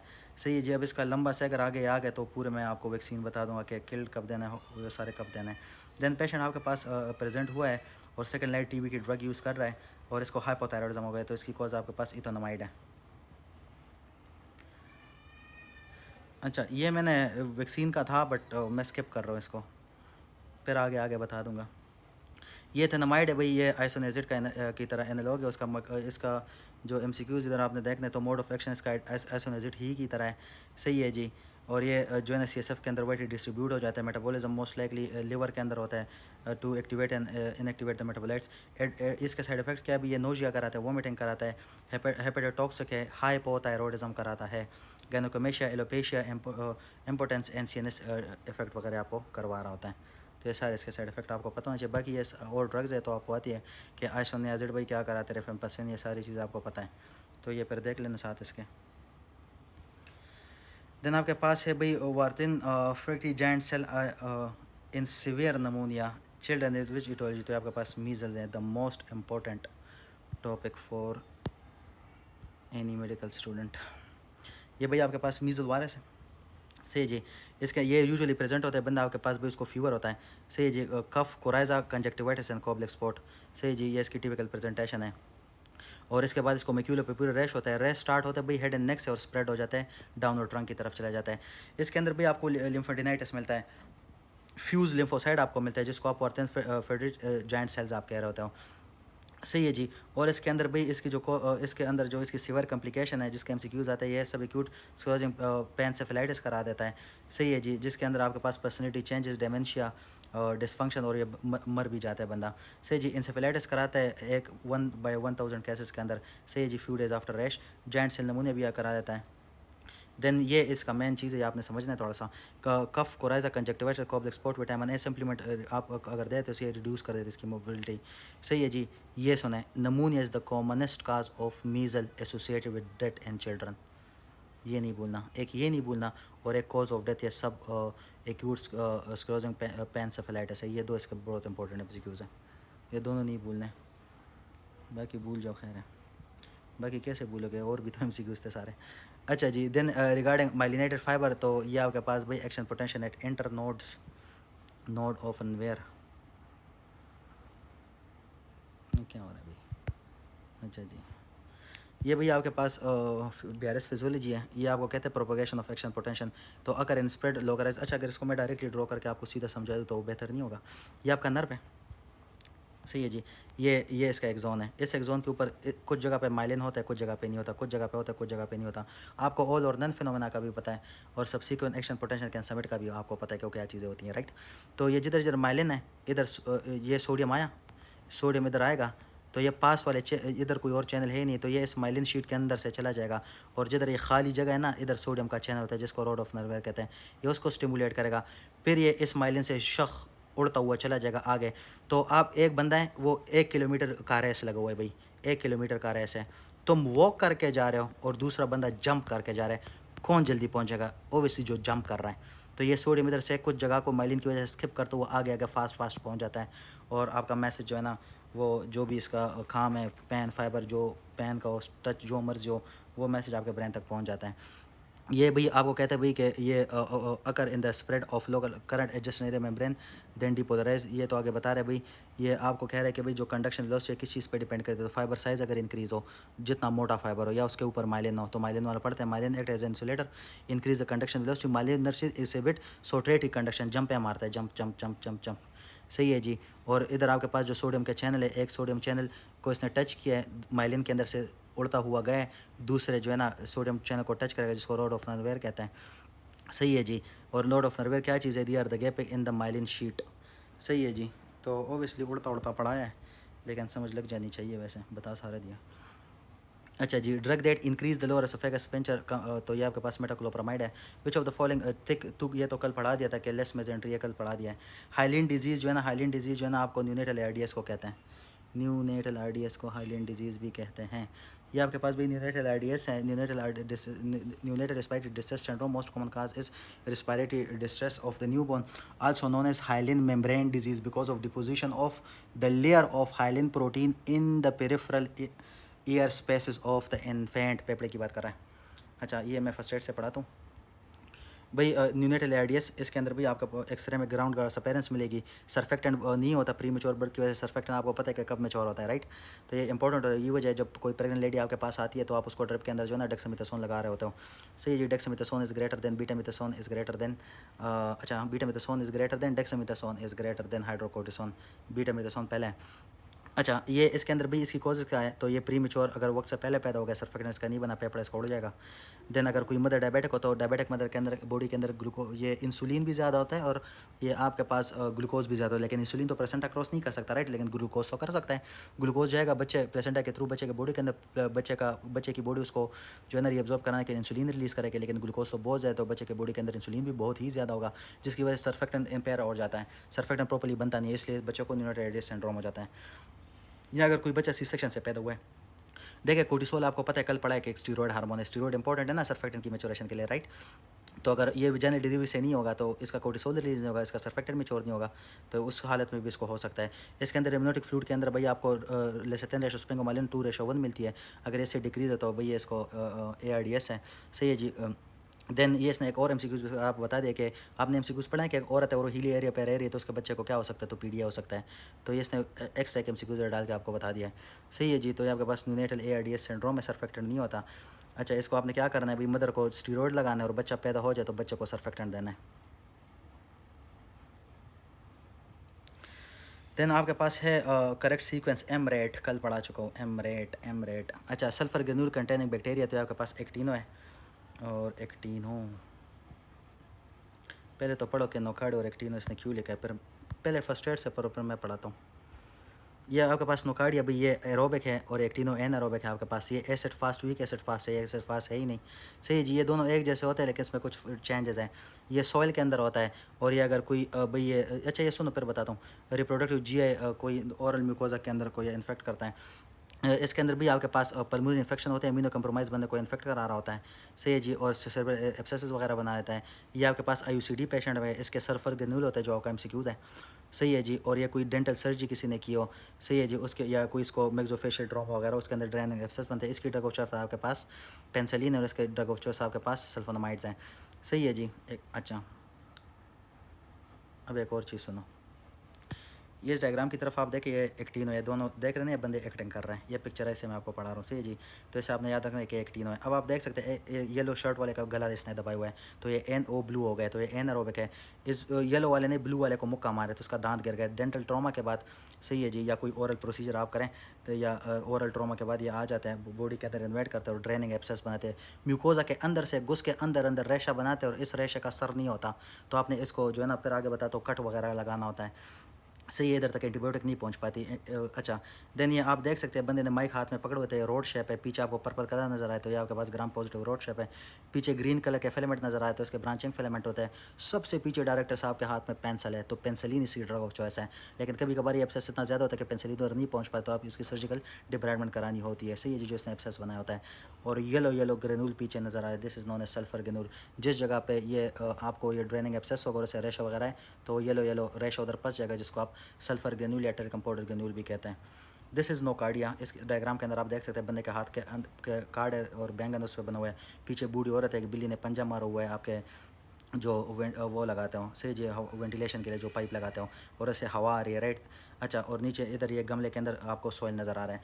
तो भैया आपके पास नोकार्डिया है, कार्ड से याद रखना है नोकार्डिया। और ये भी लंबा सा आपको जो है ना बैंगन नज़र आए तो ये रोड है। और ये पर्पल कलर है तो ये ग्राम पॉजिटिव है। पिंक कलर का कार्ड है तो ये वीक एसिड फास्ट है। पीछे बूढ़ी औरत है, वो अमीनो कंप्रोमाइज़ की पिक्चर आपको दे रही है, अमीनो कंप्रोमाइज़ को इफेक्ट करता है। बिल्ली नज़र आ रही है, कैटलेस पॉजिटिव है। वेंटिलेशन आपको नज़र आए, हवा उधर से निकल के आ रही है तो ये एरोबिक है।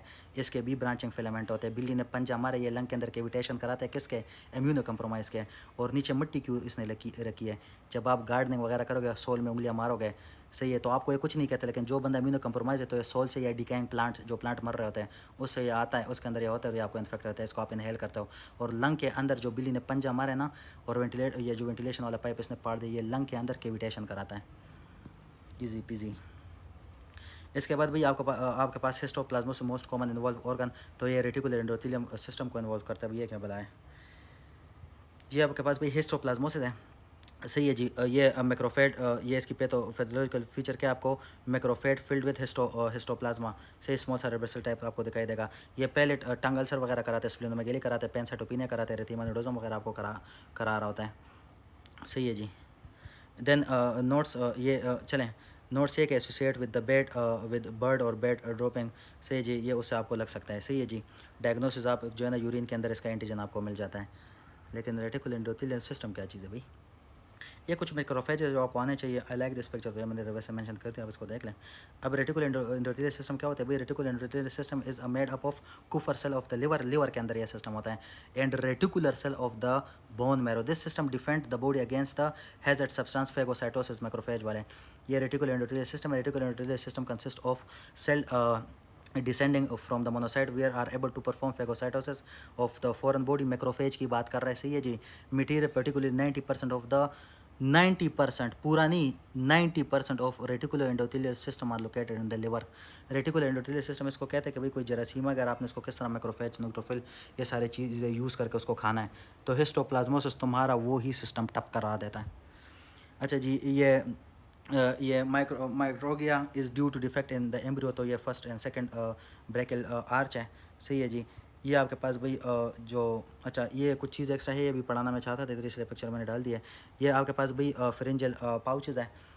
सही है जी। और ये इसको छोड़ दो, ये आर्चेस वगैरह बनाते हैं, ये सब कुछ बनाते हैं। ये पढ़ो, ये जो फेरेंजियल क्लिफ्ट है ना, तो फर्स्ट क्लिफ आपके पास एक्सटर्नल ऑडिटरी मेटर्स बनाते हैं, सेकंड और फोर्थ आपके पास ये टेम्पोरल कवर्नेस क्लिविकल साइनसेस वगैरह ये बना रहा होता है। सही है जी। देन आपके पास पाउचेज़ हैं, तो जो फर्स्ट नंबर पाउच है भैया आपके पास मिड ईयर केविटी यूस्टोशियन ट्यूब में स्टाइड एयर सेल बनाता है। सेकंड आपके पास जो है ना पेलेटाइन टॉन्सिल बनाता है। थर्ड आपके पास इन्फीरियर पैराथायरॉइड बनाता है। फोर्थ सुपीरियर पैराथायरॉइड बनाता है। कितना आसान है। देन और आगे नहीं पढ़ूंगा और एमसीक्यूज दिखा देता हूँ। सही है जी। ये देखे फर्स्ट आर्च के अंदर भी आपके पास जो एयर के पार्ट है, किधर गए हो तुम, वेयर आर यू। ये टॉन्सिल, स्टिपेसियस, ये हालात है भाई। एक ये, अच्छा ये है ना, ये तीन पार्ट। तो भैया जो मेलिस है और जो इनकस है और ये जो आपके पास जो है ना स्टिपीज़ है, ये फर्स्ट एंड सेकंड बना रहे। तो इसमें अगर कोई प्रॉब्लम होगी आपके पास, सही है जी, तो आपका कान, आपका ही कान, ये देख लें। ये आपके पास फर्स्ट सेकंड थर्ड आर्च है, इसने स्टेपिडियस और ये सारी चीज़ें इनकस और मेलिस जो है ना ये बना रहा होता है। कान इस तरह हो जाएगा भाई। ठीक है। देन आपके पास है patient present with inability to write read and understand lesion in, तो राइट रीड एंड अंडरस्टैंड वगैरह वो नहीं कर सकता है। सही है जी। तो ये वर्नी की एरिया, इसका विजडम उड़ गया है। एमसीक्यूज़ आधा अधूरा है। सही, ये बात बता रहा हूँ पहले से ही, ये वाला एमसीक्यूज़ आधा अधूरा है। ये आपके पास एरियाज है ब्रेन के, आपको वैसे ही आते हैं। ब्रोकाज एरिया के अंदर भी आप बोल नहीं सकते, सही है जी। वर्निक एरिया के अंदर आपका विजडम उड़ जाता है, और ये आपका ब्रोकाज एरिया जो है ये फ्रंटल इंफीरियर फ्रंटल गायरस में, और Wernicke area superior temporal gyrus के अंदर आपका मौजूद है। और इसके अंदर जब ये उड़ जाते हैं तो नॉनसेंस बातें करते हो, सही है जी, कोई उसकी वर्ड कोई मायने नहीं होती। कंडक्टिव एफेजिया किस चीज़ को कहते हैं? जब आर्कुएट फेसिकुलस आपका डैमेज होता है। ग्लोबल एफेजिया किसको कहते हैं? जब आपका ब्रोकाज एंड वर्निक एरिया दोनों उड़ जाते हो। देन आपके पास है भाई ये अल्कोहलिक बंदा है, और आगे लंबा सा एमसीक्यूज़ और स्टीरोसाइड इसने लिख दिया है, तो क्यों इतना लंबा पढ़ना, सीधे यही पढ़ लो उस एमसीक्यू से, तो ये छोटा लिखा है। अगर कोई बंदा शराब पीता है तो ताज़ा जब पीना स्टार्ट करे तो उसके लिवर के अंदर आपको स्टीरोसाइड नजर आएंगे। स्टीरोसाइड क्या चीज़ है भाई? ये माइक्रोवास्कुलर फैटी चेंजेस हैं, और ये रिवर्सेबल है। अगर शराब पीने या छोड़ दे तो इसे हो जाएगा। ये लिवर शराब किस तरह लिवर ख़राब करे वो पढ़ रहा हूँ। उसके बाद भी ये पी रहे तो इसको हेपेटाइटिस हो सकता है। Required sustain long term compensation, आपको swollen necrotic hepatocyte with neutrophil infiltrates मिल रहे होते हैं। इसके हिस्टोलॉजी पे आपको मिलियरी बॉडीज़ मिलती है। मिलियरी बॉडी क्या चीज़ है? इसके साइटोप्लाज्म के अंदर इज़ोनोफिल आपको मिलेंगे, सही है जी, और आपको केराटिन फिलामेंट्स नज़र आ रहे होंगे, उसको मिलियरी बॉडीज़ कहते हैं। ये बी ये देन अल्कोहल स्टेरोस क्या, फिर भी ये शराब पी रहे हैं, इसको जो है ना सुधार नहीं है, तो पहले तो ये कि इसको हेपेटोसेलर कार्सिनोमा हो जाता है, तो इसका इंपॉर्टेंट एमसीक्यूज़ है। दूसरी बात, और हेपेटाइटिस सी वगैरह इसको हो जाते हैं, सही है जी। Finally and usually irreversible form में स्क्लेरोसिस हो जाती है। सेंट्रल वेन में भी seen in early diagnosis. Rafi का एमसीक्यूज़ है कि भाई एक बंदा है और उसके सेंट्रल वेन तक इन्वॉल्व हो गए।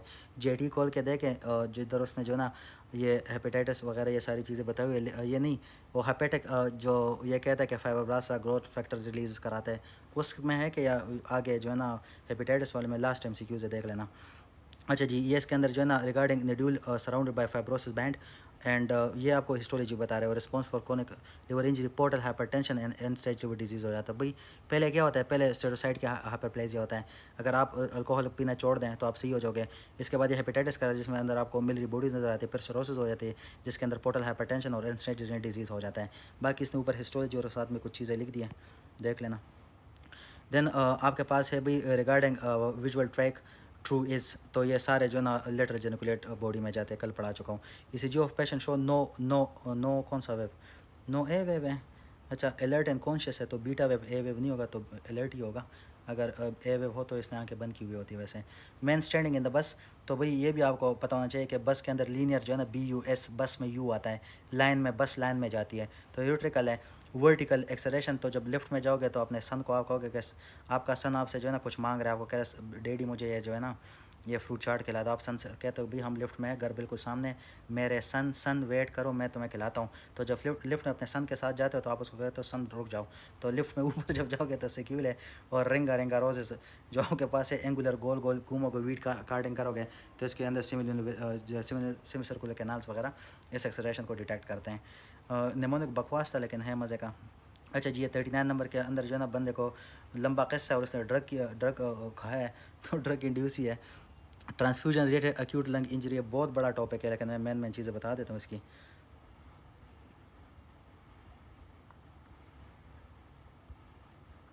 ये अच्छा, ये तो ये क्या निकला है भाई?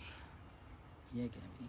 अच्छा ये देन आप ये देख ले भाई, आपके पास एलर्जिक एनाफिलेक्टिक रिएक्शन है, तो ये टाइप 1 हाइपर सेंसिटिविटी की एग्जांपल है, और ये 2 से 3 घंटों के अंदर होता है। एक्यूट हीमोलिटिक ट्रांसफ्यूजन रिएक्शन, ये टाइप 2 हाइपर सेंसिटिविटी की एग्जांपल है, ये नॉर्मल ट्रांसफ्यूजन के 24 घंटे तक ये हो जाता है। Fibrotic non haemolytic transfusion reaction है, इसके अंदर भाई आपका जो ये 1 to 6 आवर के अंदर होता है, और जो डोनर है उसकी WBC जो है ना साइटोकाइन रिलीज़ कराती है, और जब वो साइटोकाइन वगैरह रिलीज़ करा देती है तो इसकी वजह से आपको रिएक्शन वगैरह हो जाता है। Transfusion related acute lung injury trolley 6 घंटे, ये आपका MCQs निकला है भाई। और इसके अंदर भाई ये इसके अंदर क्या होता है? डोनर के ब्लड के अंदर आपके पास एंटी ल्यूकोट्राइन्स एंटीबॉडी होती है, और ये न्यूट्रोफिल को एक्टिवेट कराते हैं, और आपको पता है जब न्यूट्रोफिल आते हैं तो वेजोडाइलेशन, मास सेल, फलाना ढिमकाना, और आपको उधर इंटेस्टिडियम के अंदर फ्लूइड आना शुरू हो जाएगा और आपको पल्मोनरी एडियम हो जाएगा। डिले हेमोलिटिक ट्रांसफ्यूजन रिएक्शन और ग्राफ वर्सेस होस्ट में एक ही चीज़ का फ़र्क है, diarrhoea, only diarrhoea, only diarrhoea. आगे MCQs आएगा फिर बता दूँगा किस तरह डायरिया। अच्छा जी, देन आपके पास भाई विटामिन गिवन नाइसिन तो B6 देना है आपने, और ये मीटर अगर कोई फीमेल प्रेग्नेंट है तो उसको आपने हेपरिन देना है, heparin keep the baby happy. अच्छा जी, ये देन आपके पास जो है ना फोर्स एक्सपायरेशन मेनली थ्रू, तो फोर्सफुल एक्सपायरेशन, देखो इसमें हवा की डायरेक्शन तुमने सोचना है। अब ये है मसल पढ़ाता हूँ, लेकिन एक चीज़ याद रखो, ये सांस है ना, सांस तुम बाहर निकाल रहे हो, तो सांस किधर से बाहर निकाल रहे हो, अंदर से बाहर निकाल रहे हो, तो इंटरनल इंटरकोस्टल। और तुम सांस ले रहे हो, किधर से सांस, हवा किधर से आ रही है, बाहर से तुम्हारे फेफड़े में आ रही है, तो एक्सटर्नल इंटरकोस्टल। तो जब एक्सपायर करोगे तो हवा अंदर से बाहर जा रही है, तो एक्सपायरेशन में इंटरनल इंटरकोस्टल है, और एक्सपायरेशन में इंस्पायरेशन में तो हवा की डायरेक्शन, इंस्पायरेशन के अंदर तुम्हारे पास एक्सटर्नल इंटरकोस्टल है। देन ये आपके पास मसल है, ये BRS का पेज है, डायफ्राम होता है। डायफ्राम भाई नॉर्मली आपके मोस्ट इंपॉर्टेंट, ये इंस्पायरेशन वाले पढ़ रहे हो, नॉर्मली डायफ्राम जो है ना इंस्पायरेशन आपकी हेल्प कराते हैं, नीचे की तरफ चला जाता है, सही जी, और वर्टिकल डायमीटर इंक्रीज कराते हैं। एक्सटर्नल इंटरकोस्टल जो है ना और एसेसरी मसल ये नॉर्मली काम नहीं करते, लेकिन जब आप एक्सरसाइज वगैरह स्टार्ट कर लेते हो, काम करना स्टार्ट करते हैं, आपके MCQs है। एक्सपायरेशन नॉर्मली खुद ब खुद हो जाती है रिकॉल की वजह से, लेकिन अगर आप दौड़ना स्टार्ट कर दो और एक्सेसिव वो हो तो इंटरनल इंटरकोस्टल करता है, और अगर आपको ट्रॉमा हो जाए तो फिर एक्सटर्नल ओब्लिक होता है, which is abdominal muscle. Then आपके पास है भाई ये 60-year-old पेशेंट जनरलाइज लिम्फोडेनोपैथी, और ये पेरिफेरल स्मेयर पे आपको मैच्योर लिम्फोसाइट नजर आ रहे हैं, CLL। अच्छा, जब पीछे एक स्लीप वाला था, ये क्यों वो पेज मैंने उधर रखा है, आई थिंक मैं कोई अगर MCQs मिस किया तो मैं दोबारा क्रॉस चेक करता हूँ।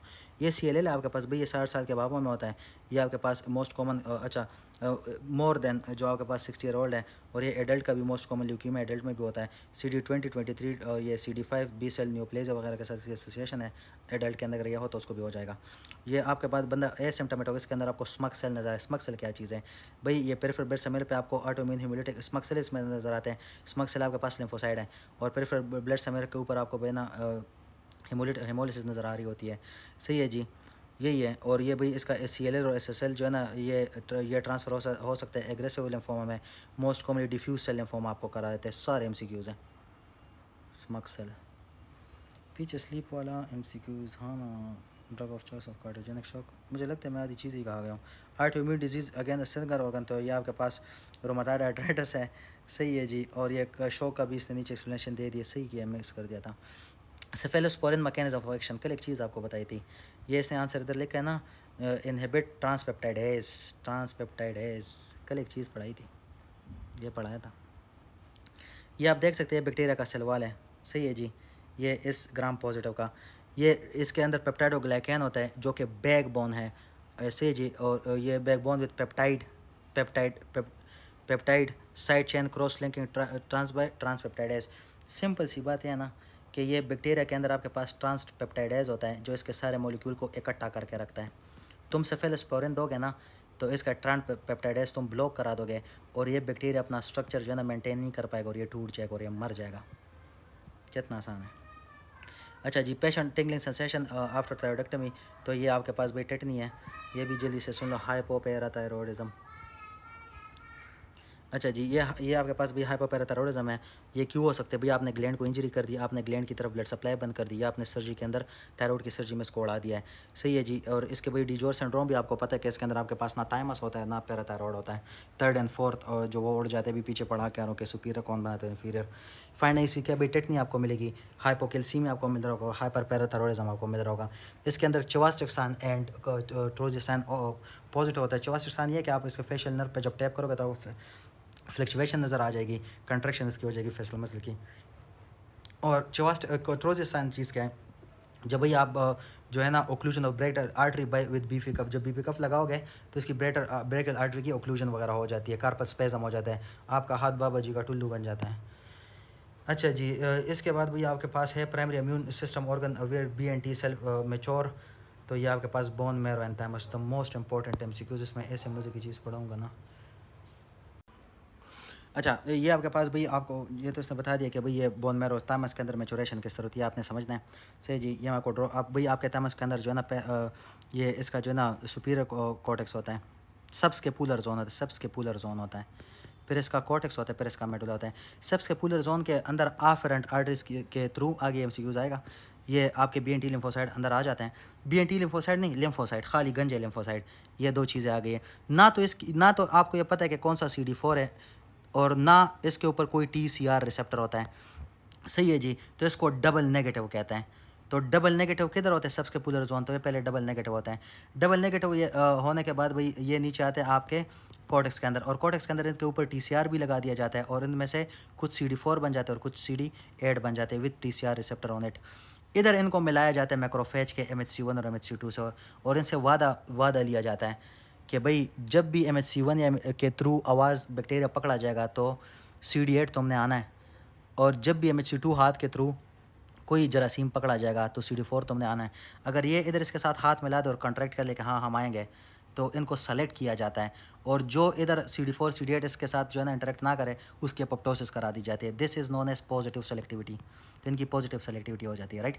अब जब ये मेडुला के अंदर आते हैं तो ये CD4 और CD8 बैठे हुए हैं, इसके सामने थाइमस अपना टिश्यू रखता है, और जो CD4 और CD8 इस थाइमस के टिश्यू को टच ना करें उनकी जो है ना उनको आगे बॉडी की तरफ भेज दिया जाता है, और जो टिश्यू इधर आपके पास इस थाइमस के टिश्यू को खाने की ट्राई करे उस टिश्यू की एपोप्टोसिस की जाती है, and this is known as negative selection.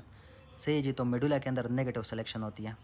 सही, जो टिश्यू को टच नहीं करेगा वो जाएगा बाहर, वो पास है तो नेगेटिव, और जो इधर हाथ मिलाएगा तो वो पास है तो पॉजिटिव। ये सारे आपके MCQs है, सारे इसने इधर नीचे लिखा है, मैंने आसान अल्फाज में आपको बता दिया। देन आपके पास है ये पेशेंट को फियोक्रोमोसाइटोमा है।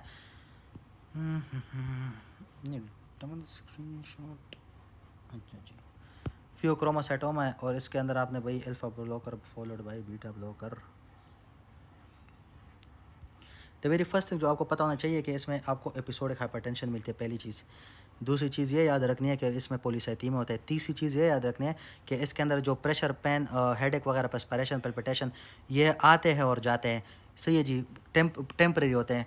अब क्यों होते हैं, अब पढ़ते क्यों होते हैं भाई। फियोक्रोमोसाइटोमा क्या चीज़ है, एडल्ट में जो है ना मेडुला का ट्यूमर है, बच्चों में मेडुला का ट्यूमर को न्यूरोब्लास्टोमा कहते हैं, जिसमें एनीमिक एम्प्लीफिकेशन होती है, राइट। तो भी आपके MCQs है भाई। ये आपके क्रोमोफिन सेल होते हैं, ये एपिनेफ्रिन नोरेपिनेफ्रिन रिलीज़ कराते हैं, ये न्यूरोनल सेल से बने हुए हैं, और इधर आपका पोस्ट नहीं प्री सिंपैथेटिक फाइबर आते हैं एसिटाइलकोलिन वाले। सही है जी, ये वही मॉडल है। और इसकी एसोसिएशन भाई NF1, ये सारे अगर आगे मौका मिला तो ये सारे ट्यूमर्स और भी करा दूंगा। फाइंडिंग इसके अंदर क्या होती है, कैटेकोलेमिन आपके पास इंक्रीज होता है, यूरिन के अंदर विनाइल मेटालिक एसिड और होमोविलेनिक एसिड आपको मिल रहा होता है। ट्रीटमेंट इसकी भाई क्या है आपके पास, ट्रीटमेंट इसकी ये है भाई आपके पास कि भाई आपने इसके अंदर जो है ना beta blocker prior to the tumour resection, alpha blocker must be achieve before giving beta blocker to have hypertensive crisis. आपने इसके अंदर अल्फा ब्लॉकर पहले देना, उसके बाद बीटा ब्लॉकर देना है। अल्फा ब्लॉकर इसलिए देना है, ऐसा ना हो कि बीटा ब्लॉकर दे दो और हार्ट के ऊपर जो रिसेप्टर है, हार्ट रेट उसने इंक्रीज़ कराया है, और भी जितने बीटा रिसेप्टर हैं वो ब्लॉक करा दो, तो सारे के सारे जो है ना तुम्हारे ये एपिनेफ्रिन जो है ना, आपको पता है कि शरियाने के ऊपर अल्फा-1 रिसेप्टर होता है, उसके ऊपर आके एक्ट करेंगे और तुम्हें सीवियर वेजो कंस्ट्रक्शन करा के ख़तरनाक तरीन वाला हाइपरटेंशन कराते हैं। तो पहले अल्फा ब्लॉकर देना, फिर बीटा ब्लॉकर देना है आपने इसमें। देन आपके पास है कैरेक्टरिस्टिक फीचर ऑफ हीमोफीलिया, तो टिश्यू ब्लीडिंग। सही है जी, टिश्यू ब्लीडिंग। आपको पता है कि हीमोफीलिया के अंदर भी कल आपको पढ़ा है कि आपके पास जो है ना जो फैक्टर 8 है इसकी डिफिशेंसी हो, तो उसकी वजह से ये होता है भाई कि टिश्यू के अंदर ब्लीडिंग स्टार्ट हो जाती है, बाहर नहीं टिश्यू के अंदर, और घुटने में वो ब्लीडिंग जो है ना जमा हो जाती है। सही है जी, और स्वोलन नहीं आपको मिल रहा होता है टिश्यू ब्लीडिंग।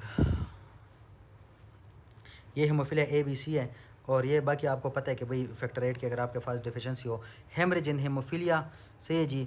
ये हेमाटोसिस आपको मिलते हैं, bleeding into the joint, tissue के अंदर ब्लीडिंग हो रही है, नी के अंदर ब्लीडिंग हो रही है, इजी ब्रूजेबिलिटी और ब्लीडिंग आफ्टर ट्रोमा फलाना ढिमकाना, इसने तो लिख दिया, लेकिन टिश्यू के अंदर इसमें ब्लीडिंग होती है अंदर।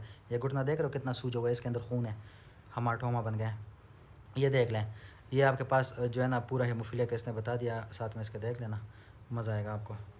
अच्छा जी, इसके बाद आपके पास है कि भाई ड्यूडेनम रिट्रोपेरिटोनियम है, सारा ड्यूडेनम रिट्रोपेरिटोनियम बगैर इसके फर्स्ट पार्ट के हैं। सही है जी, ये सच है, बिल्कुल ये सच है। आपका स्नल है, और स्नल के अंदर आपने एब्डोमिनल नोट मेकर पढ़ी है मेरे साथ, तो आपको पता ही है। ये देखे ड्यूडेनम जो है ना ये C शेप होता है, ये प्रोक्सिमल 10 सेंटीमीटर 25 इसका लेंथ है, और इसके जो थर्ड पार्ट के इर्द गिर्द हेड ऑफ पेंक्रियाज होता है। Duodenum begin from the pyloric sphincter से स्टार्ट होता है, और stomach and end by the beginning of the continues with the jejunum के साथ कंटिन्यूटी हो जाते हैं। First inch of the duodenum has the lesser omentum attach, lesser omentum के अंदर है, समझ लग रही है, लेसर ओमेंटम आपका पेरिटोनियम है ना। अच्छा जी, ये आपको पता है ना कि मेजेंट्री के अगर पेरिटोनियम हो तो उसको ये लार्ज इंटेस्टाइन के अंदर अगर पेरिटोनियम के, और उसको जो है ना मेजेंट्री कहता है। अगर पेरिटोनियम की कवरिंग दो ऑर्गन को एक दूसरे के साथ अटैच करे उसको लिगामेंट कहता है। सही है जी, कल लेसर से एक भी बता दिया पेरिटोनियम का। अच्छा, देन आपके पास जो है the upper border and the greater omentum attach to the lower border, ये तो सारी वो बातें हैं। ये देख the first part of duodenum remain upward and backward and the transpyloric plane level of the first vertebra, L1 के level पे होता है। सही है जी। अच्छा, the remainder of the duodenum is retroperitoneum, इसका जो फर्स्ट पार्ट है वो इंट्रापेरिटोनियम है और इसका जो सेकंड पार्ट है ये आपके पास रीट्रोपेरिटोनियम है। इसके 4 पार्ट हैं, आगे इसने आपको ये सारी चीज़ें बताई हुई है। तो सही है, यू शुड नो कि इसका जो फर्स्ट इंच है ये पेरिटोनियम के अंदर है। सही है जी, आपके लेस रोमेंटम के अंदर है, और जो दूसरे और बाकी जितना भी ड्यूडियम का पार्ट है वो रीट्रोपेरिटोनियम है। अच्छा, देन आपके पास भाई जो अगले MCQs है कि लिम्फेटिक ऑब्स्ट्रक्शन खास तो इन्फ्लेमेशन फाइब्रोसिस की वजह से हो सकती है। अच्छा जी, सेफ ड्रग प्री ऑपरेटिव कल बता दिया था कि भैया फेंटेनिल है। अच्छा जी, ये फार्मर प्रेजेंट हुआ भी माइग्रेटरी लीजन के साथ, तो ये क्यूटेनस लार्वा मैग्रेंस हैं। क्यूटेनस जो बंदे सारे समंदर वगैरह पर रहते हैं, जो बंदे जो है ना इस ग्रास वगैरह इसके ऊपर जो ना नंगे पाँव घूमते हैं, उनमें होते हैं। इंडियन फार्मर देखें बगैर चप्पल वगैरह जो घूमते हैं। अच्छा जी, ये आपके पास ऑर्गेनिज्म है। सही जी, यह कोई एनिमल वगैरह के फीसिस में इसका ओम अगर आ जाए और किसी तरीके से जैसा हो जाए, या अगर बेयर फुट जो है ना घूम रहे हो ये ग्रास के ऊपर, इसके ये जो है ना लार्वी है, तो अगर आप ये फुट या हाथ की तरफ ये चला जाए तो ये भैया आपके बॉडी के अंदर आ जाता है और बॉडी के अंदर ग्रो करता है और आपको बॉडी के अंदर इस तरह माइग्रेटरी लीजन मिल रहे होते हैं। ये आसान, ये सीधा सीधा है, सीधा सीधा, कोई इसमें कोई रॉकेट साइंस नहीं है। अच्छा जी, इसके बाद भैया आपके पास है कि किधर है, a patient with develop new murmur give the history of rheumatic fever. सही है जी, और इसमें मोस्ट कॉमनली चाइल्डहुड, तो इसमें आपके पास मेट्रल स्टिनोसिस होती है। पहले स्टिनोसिस, पहले रिगर्जिटेशन, फिर स्टिनोसिस, पहले रिगर्जिटेशन फिर स्टिनोसिस, इनफेक्ट रोमेटिक फीवर।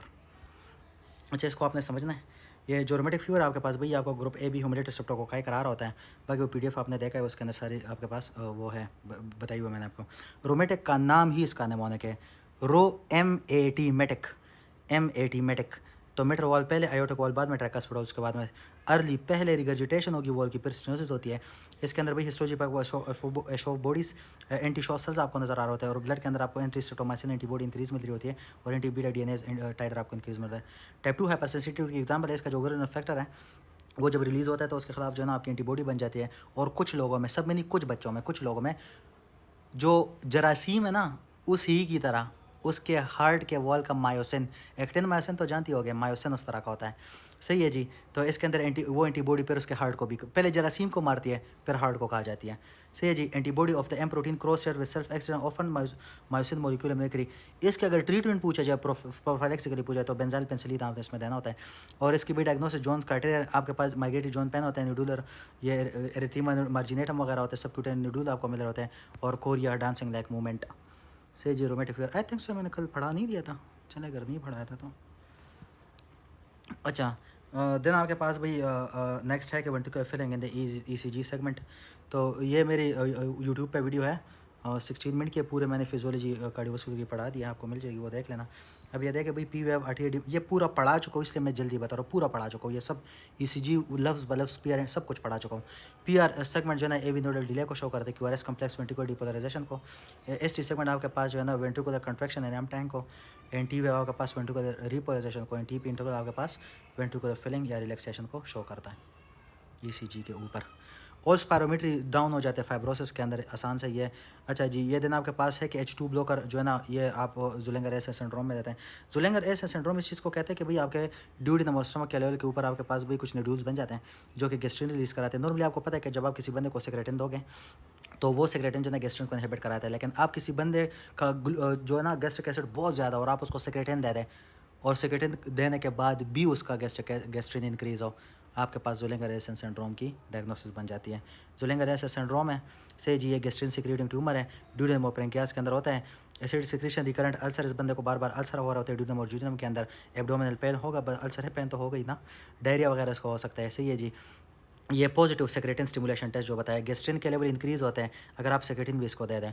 सही है जी, और नॉर्मली इनहिबिट गेस्ट्रिन रिलीज विच ये आपको ये बता रहा है कि सेक्रेटिन गेस्ट्रिन को बंद करता है, इसको आपने दे दे फिर भी ज़्यादा है।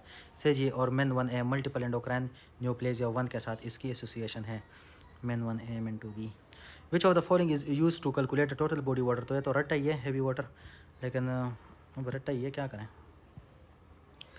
अच्छा जी, ये आपके पास भाई BRS है, और BRS total body water D2O2 tritiated oxide और एंटीपायरिन ECF का सिम नमूना है, मोबाइल वाला सिम S से सल्फेट, I से एनुलिन, M से मैनिटोल।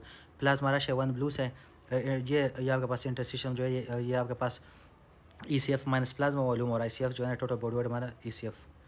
इस तरह आप मेजर कर दें भाई। अच्छा, ये थोरेसिक डक्ट स्टार्ट फ्रॉम, तो आपको पता है कि भाई जितने आपके बॉडी के अंदर जो लिम्फेटिक ड्रेनेज है, अब मैं राइट साइड का नहीं बताऊंगा, मैं सिर्फ ये थोरेसिक डक्ट ही बता रहा हूँ। नॉर्मली ये भाई आपके सारे लिम्फ नोड जो है ना, ये इधर सिस्टर्ना काला है, जो कि L3 L2 के लेवल पे L3 के लेवल पे आपके पास होता है। उधर सब कुछ लिम्फेटिक्स ड्रेन हो जाता है ठांगों से, popliteal vein, inguinal vein, superficial, deep, फ्लाना, डिमकाना, वर्टिकल ग्रुप, सारा इधर आ जाता है। और सारा इधर आने के बाद जो है ऊपर की तरफ जाता है, और जैसे ये सिस्टर्ना काला है T12 I8 10 exit 12 T12 के लेवल पर डायफ्राम को क्रॉस करके ऊपर की तरफ जाता है, तो ये आपका थोरेसिक डक्ट बन जाता है। और ये थोरेसिक डक्ट C7 के लेवल के ऊपर जो आपके लेफ्ट साइड ऑफ जो सबक्लेवियन है उसके अंदर जो है ना ये ड्रेन हो जाता है। सही जी, लेफ्ट इंटरनल जुगुलर और लेफ्ट सबक्लेवियन के दरम्यान में ड्रेन हो जाता है। ये आपके सामने थोरेसिक डक्ट, सबसे बड़ा डक्ट बॉडी का। और देन आपके पास है एम्बोलिज्म। अच्छा, embolism, pulmonary embolism, VQ infinity increase. इसमें मेन चीज़ें सिर्फ आपको बताऊंगा because we are short of time.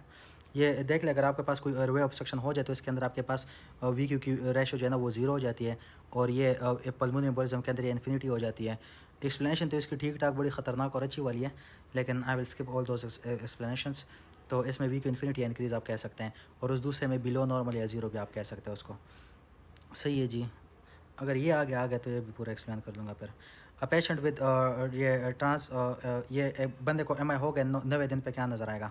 ये भी मोस्ट हाई यील्ड है, और इधर से हो ही नहीं सकता कि कोई एग्जाम आए कार्डियोवास्कुलर से क्वेश्चन और इस पेज को, जो पेज बता रहा हूँ, इसको टच वो ना करे, जैसे क्वेश्चन बना दे, इम्पॉसिबल है ये भैया। अगर किसी बंदे को MI हो जाए, अब ये बहुत सारे बंदे, 50 करोड़ बंदे थे, 50 करोड़ बंदों पे रिसर्च किया गया, और रिसर्च के बाद आपके सामने चीज़ ला के रखी गई है कि कोई भी बंदा MI हो गया और वो मर गया, उसकी कॉज अरिथमिया होगी। देन कोई भी बंदा को MI हो गई और 3 दिन तक जिंदा रहा, 30 दिन मर गए, उसकी कॉज आपके पास फाइब्रस पेरिकार्डाइटिस होगी। कोई बंदा 14 दिन तक जिंदा रहा और उसके दरमियान मतलब 14-13वें पर मर गया, सही, उसकी कॉज आपके पास ये कार्डिक टेम्पोनेट है, mitral regurgitation, left to right shunt और सूडो एनेरिज्म। और अगर वीक्स बाद मर गया, हफ्ता जिंदा था 2-3 और फिर मर गया, उसमें डेसलर सिंड्रोम। डेसलर सिंड्रोम किसको कहते हैं? ये हार्ट के अंदर स्कार बनेगा, स्कार से एक टिश्यू निकल के जाएगा खून के अंदर मैक्रोफेज और टी लिम्फोसाइट्स को चेक करेंगे कि भाई ये कौन सी चीज़ आ गई, तो मेरे बॉडी का टिश्यू ही नहीं है, आके इस जगह को पूरा खा जाएगा। सही है जी।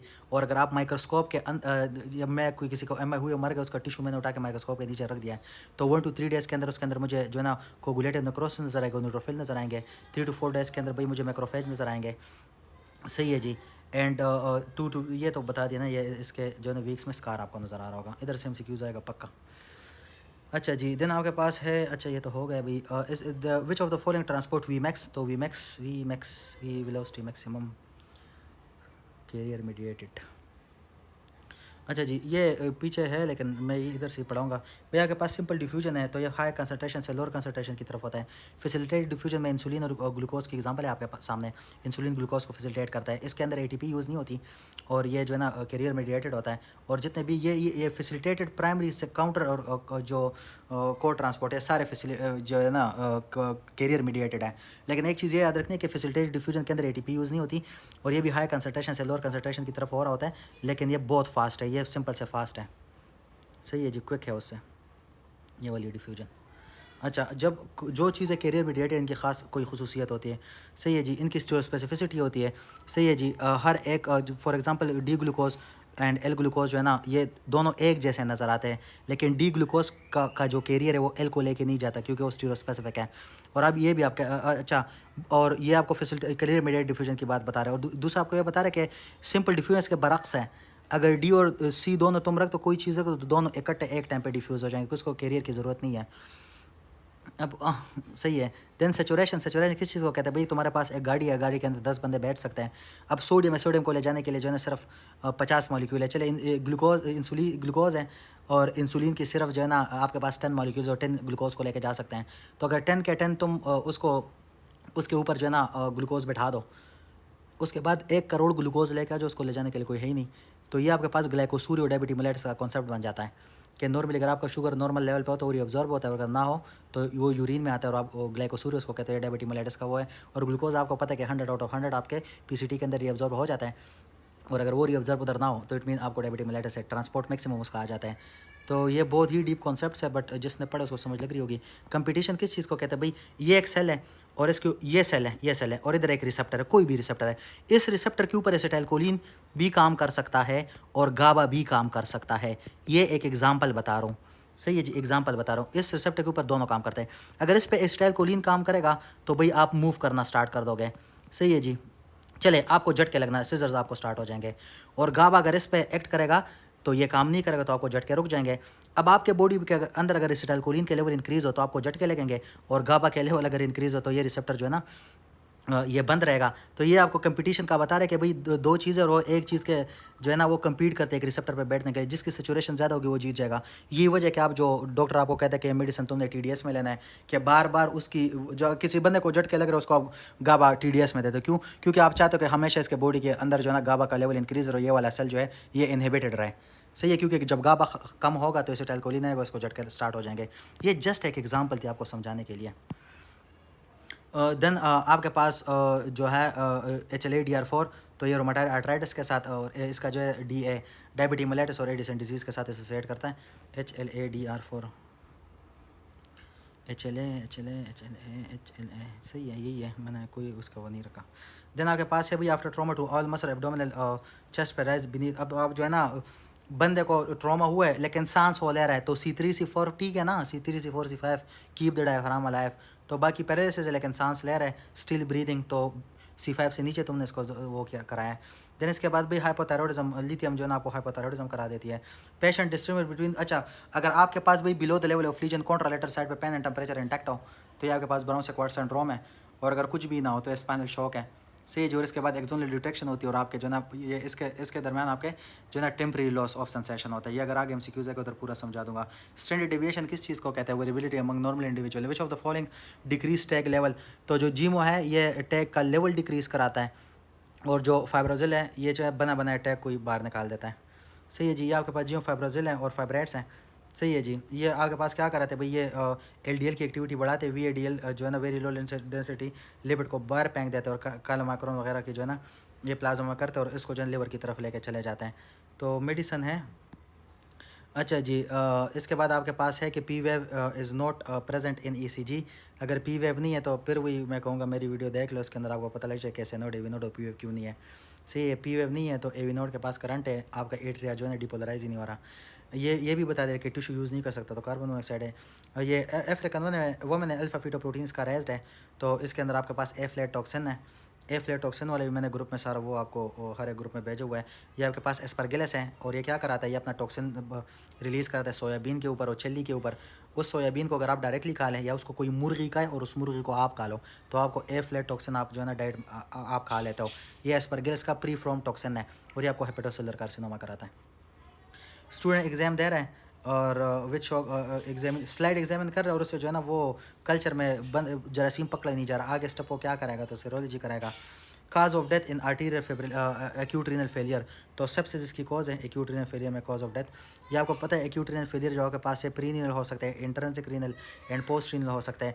प्री रीनल के अंदर भी आपके पास जो है ना ब्लड फ्लो अगर गुर्दे की तरफ कम आ रही हो, पोस्ट रीनल में अगर कोई ऑब्स्ट्रक्शन वगैरह हो, इंट्रिंसिक फैक्टर के अंदर इंट्रिंसिक पाथवे के अंदर अगर इंट्रिंसिक रीनल फेलियर हो, उसकी ये कॉज इसने बताई है, ये मल्टी फंक्शनल की वजह से भी हो सकता है, और ये सेप्सिस है। तो ये सेप्सिस इधर से देख लो, बाकी फर्स्ट एड में दिखाता हूँ। फर्स्ट एड में सेप्सिस उसने नहीं लिखा। ये आपके पास भी एक्यूट किडनी इंजरी है, pre renal azotaemia, intrinsic renal failure, और आपके पास पोस्ट रीनल एजोटीमिया। इसमें मेन चीज़ अगर आपको मैं बताऊँ तो जो गुर्दे से पहले चीज़, अगर हार्ट ख़राब हो और लिवर ख़राब हो और उसकी वजह से गुर्दे की तरफ खून ना है, तो वो प्री रीनल है। गुर्दे के अंदर कोई मसला हो, उसकी ट्यूबुलर नेक्रोसिस हो जाए, ये नेफ्राइटिस वगैरह हो जाए, acute glomerular nephritis, vasculitis, hypertensive emergency, या HUS हाइपरयूरिमिक सिंड्रोम वगैरह हो जाए, उसके अंदर गुर्दे का अंदर ही ख़राब हो जाता है, उसकी वजह से आपको जो है ना एजोटीमिया वगैरह हो सकता है। पोस्ट रीनल के अंदर भाई स्टोन, BPH, कैंसर वगैरह, जो बाहर यूरिन को बाहर जाने वाला रास्ता है, गुर्दे से बाहर, गुर्दे से पहले, गुर्दे के अंदर। इसका जो MCQs है सीधा सीधा बता देता हूँ आपको मैं। जो पोस्ट रीनल एजोटीमिया है, इसके अंदर भी आपके पास यूरिन सोडियम 20 से जो है ना कम होता है, और इंट्रेंसिक जो वाला है उसमें 40 से इंक्रीज़ होता है। सही जी। जो प्री रीनल है इसमें यूरिन की ऑस्मोलिटी मोर देन 500 होती है, इंट्रेंसिक के अंदर लेस देन 350 होती है। ये चीज़ें याद रखनी है आपने। देन आपके पास भाई है कौन सा है, अच्छा ये है ना। इफ़ अ पेशेंट 25 अगर पेशेंट के 25% नेफ्रॉन काम करना छोड़ दे तो बाकी बचे कुछ नेफ्रॉन जो है ना वो ज़्यादा काम करते हैं। सही है जी। Increase GFR in the remaining nephron. What metabolic derangement present in progressive compensated shock. Shock के अंदर आपको पता है भाई एक बंदा है और जो है ना नो कंपनसेशन किस तरह होती है, अगर आपका भाई फेफड़ा बहुत ज़्यादा काम कर रहा है और आप जो है ना कार्बन डाइऑक्साइड बाहर पैंक आपको अल्कोलोसिस हो रही है, तो आपका जो जो किडनी है वो हाइड्रोजन बनाना शुरू कर देता है। और अगर आपके बॉडी के अंदर बहुत ज़्यादा कार्बन डाइऑक्साइड है तो आपका गुर्दा जो है ना वो HCO3 को बाहर फेंकना शुरू कर देता है। तो अगर ऊपर मेटाबॉलिक एसिडोसिस है, किडनी के अंदर का मेटाबॉलिक एसिडोसिस है, तो फेफड़ा अल्कलोसिस करा के उसको हाइपरवेंटिलेट करा के उसको कंपनसेट करता है। अगर फेफड़े की वजह से आपके पास एसिडोसिस है तो जो गुर्दा है वो अल्कलोसिस कराता है। तो अगर कंपनसेशन ना हो तो एसिडोसिस को तो अल्कलोसिस कैंसिल नहीं कराएगा ना, तो दोनों एसिडोसिस। आई होप समझ लगी, नीचे एक्सप्लेनेशन है। Which of the following gene quality, तो ये पॉइंट म्यूटेशन है। Women with hyperthyroidism feature greater diagnosis iodine deficiency, तो भाई improper diet is greater than decrease water in cat tack. Metabolic response to trauma, तो increase जो है proteolysis. ये सारे तो आपको रट्टा चीज़ ये पढ़े आपने। फिर आपके बाद भी ये कोल्ड इंटॉलरेंस है, हाइपोथायरॉयडिज्म का इसने आपको कहा है। तो जो चीज़ें रट्टा की होगी और जो रट्टा ही लगा दे जो फिर अब सब कुछ तो नहीं हो सकता ना। ये आपके पास हाइपरथायरॉयडिज्म है, इसके अंदर कोल्ड इंटॉलरेंस होता है, हाइपर के अंदर हीट इंटॉलरेंस होता है, इसके अंदर ड्राई कूल स्किन होती है, इधर वार्म स्किन मॉइस्ट स्किन आपको मिलती है, इधर पेरी ऑर्बिटल एडिमा है, इधर ग्रेव डिजीज़ आपको मिलता है, इधर कॉन्स्टिपेशन है, इधर आपके पास डायरिया है। स्केलेटल मसल के अंदर भी दोनों, इधर कार्पल सिंड्रोम वगैरह आपको हो जाता है। सही है जी।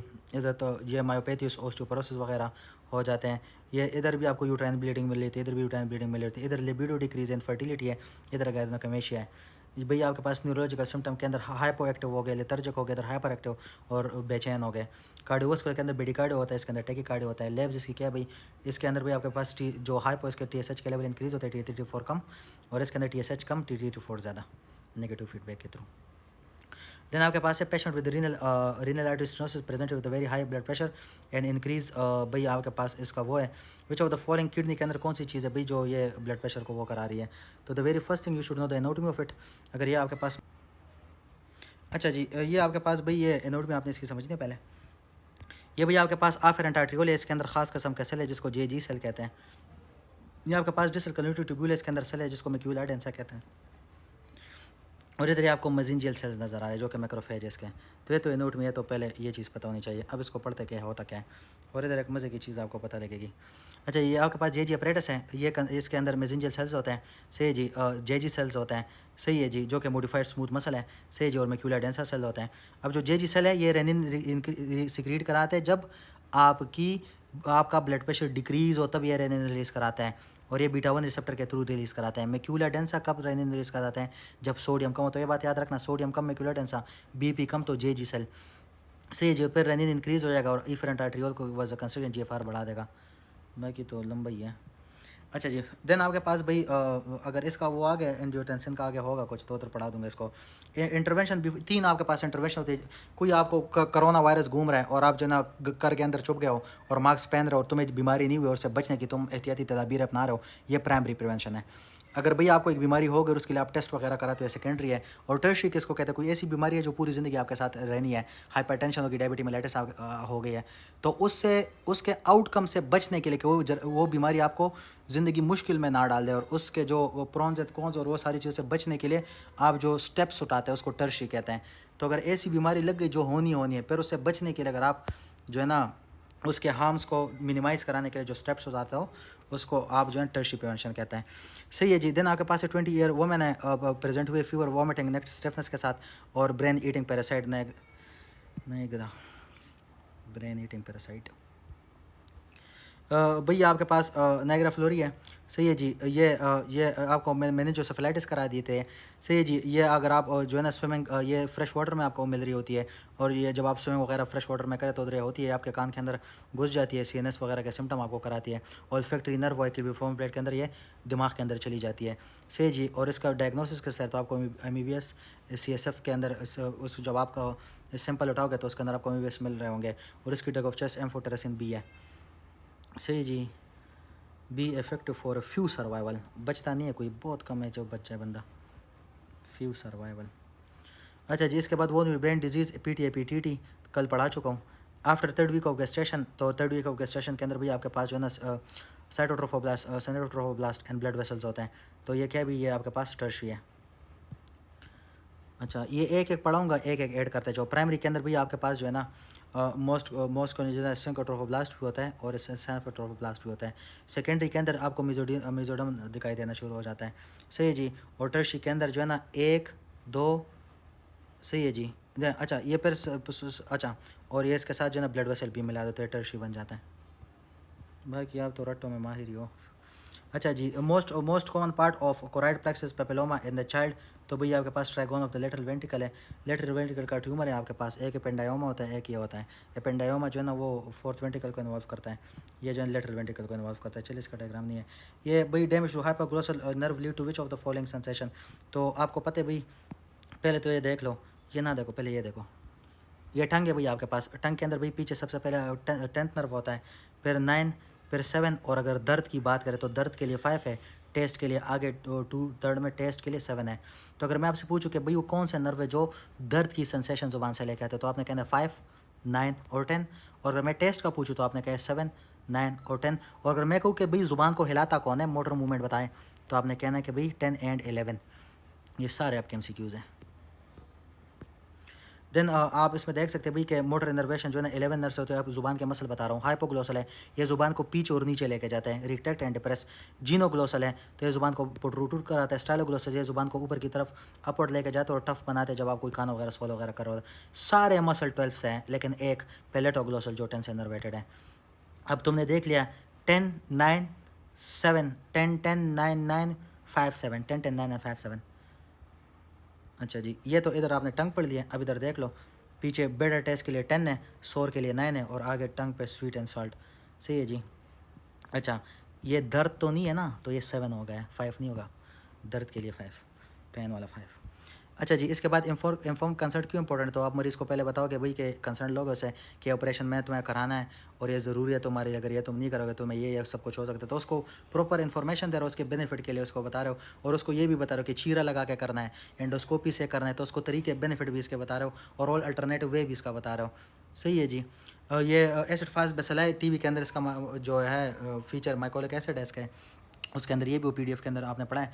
अच्छा जी, most important cell of secondary intention wound healing, तो मायोफाइब्रोब्लास्ट वूंड हीलिंग। ये भैया आपके पास वूंड हीलिंग के स्टेप्स हैं। सही है जी, तो ये देख लो, और ये फर्स्ट एड है, ये पढ़ लो देख लो, ये पढ़ लो। अच्छा जी, ये आपके पास भाई जब स्टिमुलेशन, जब आपके पास वूंड हीलिंग वगैरह होती है, सही है जी, चलो उसको भी पढ़ लो। ये वुंड हीलिंग जब आपके पास होती है, सबसे पहले प्लेटलेट्स आते हैं, प्लेटलेट्स के बाद जो है ना उस जगह में न्यूट्रोफिल वगैरह आ जाते हैं, गंद बला को रिमूव कराते हैं, इन्फ्लेमेशन फैगोसाइटोसिस से पढ़ा दिया था कि किस तरह आते हैं, कल पढ़ाया था ना एमरेट। अच्छा, इसके बाद भी फाइब्रोब्लास्ट एपिथेलियल सेल्स और ये सारे आ जाते हैं, और उधर जिधर ज़ख़म हो ना उधर नए नए ब्लड वेसल बनते हैं कि उस जगह को प्रॉपर खाना दिया जाए और वो जगह जो है ना आपके पास ठीक ठाक बन जाए। सही जी। और एंड पे सबसे फाइब्रोब्लास्ट आते हैं जो तुम्हारे ज़ख़म को बिल्कुल हील कर देते हैं। अच्छा, अब जो ये क्यों पढ़ना है, ये जो इसके अंदर भी आपके पास जो एंजियोजेनेसिस हो रही है, से स्टिमुलेशन, एंजियोजेनेसिस को स्टिमुलेट्स फाइब्रोब्लास्ट ग्रोथ फैक्टर कराता है। एंजियोजेनेसिस एंड फाइब्रोसिस आपके पास ये TGF बीटा कराता है। स्टिमुलेशन इसकी जो आपके पास है तो VGF2, ये दोनों इसको करा रहे होते हैं। सही है जी। ये आपके पास ये प्लेटलेट है, ग्रोथ फैक्टर है, ये सीक्रेट होता है, ये प्लेटलेट्स को एक्टिवेट कराता है, मैक्रोफेज को भी एक्टिवेट कराता है, और इसको माइग्रेट करता है स्मूथ मसल की तरफ। सही जी। और ये फाइब्रोब्लास्ट और कोलेजन की सिंथेसिस को भी इंप्रूव करा देता है। सही, ये मेटलोप्रोटीनेज ये टिश्यू रिमॉडलिंग में काम कर रहा होता है। ECF ये जो EGF, सही है जी, ये स्टिमुलेट करता है टायरोसिन काइनेज को। यह अब आपके पास phase of healing, inflammatory phase, ये 3 दिन तक रहता है। इसके अंदर प्लेटलेट, न्यूट्रोफिल, मैक्रोफेज आते हैं, क्लोट फॉर्मेशन इसके अंदर हो रही होती है, और न्यूट्रोफिल और मैक्रोफेज आके माइग्रेट हो जाते हैं और उस जगह को साफ़ करने की ट्राई करते हैं। जो पहला पेज में डायग्राम बताइए ना, ये उसकी थ्योरी में बता रहा हूँ। फिर प्रोलिफरेशन हो जाती है, इसके अंदर फाइब्रोब्लास्ट आते हैं, मायोफाइब्रोब्लास्ट, एंडोथेलियल सेल आते हैं, ये आपके पास मैक्रोफेज वगैरह आ जाता है। इसके अंदर भैया आपके पास टाइप 3 कोलेजन की डिपोजिशन हो जाती है, एंजियोजेनेसिस हो जाती है, ब्लड वेसल आ जाता है, सही है जी। और फिर वूंड कंट्रैक्शन होती है, वूंड कंट्रैक्शन मायोफाइब्रोब्लास्ट कराता है, वूंड को नज़दीक एक दूसरे के लेके आ जाते हैं, सही है जी। देन आपके पास रिमोडलिंग होती है, रिमोडलिंग आपको फाइब्रोब्लास्ट करा रहा होता है, इसमें टाइप 3 कोलेजन आ जाता है जो मैक्सिमम टेंसाइल वूंड हीलिंग इसको दे रहा होता है। तो ये आपके दोनों एमसीक्यूज है कि जब पहले ज़ख्म होता है उसमें टाइप 3 कोलेजन होता है, मैक्सिमम स्ट्रेंथ देने के लिए टाइप 1 होता है, और फाइब्रोब्लास्ट जो है ना टाइप 3 कोलेजन की सिंथेसिस करा रहा होता है। और जो आपके फर्स्ट मायोफाइब्रोब्लास्ट है ये कंट्रैक्शन करा होता है, मेटालोपेरोक्सीडेज आपके पास टिश्यू रिमोडलिंग कराते हैं, tissue remodelling metalloperoxidase is greater than collagenase is greater than elastase. ये भी तुम्हारे एमसीक्यूज है। देन आपके पास भाई किधर है हम, यही है। अच्छा, patient was made to test वाला पाथवे CNS।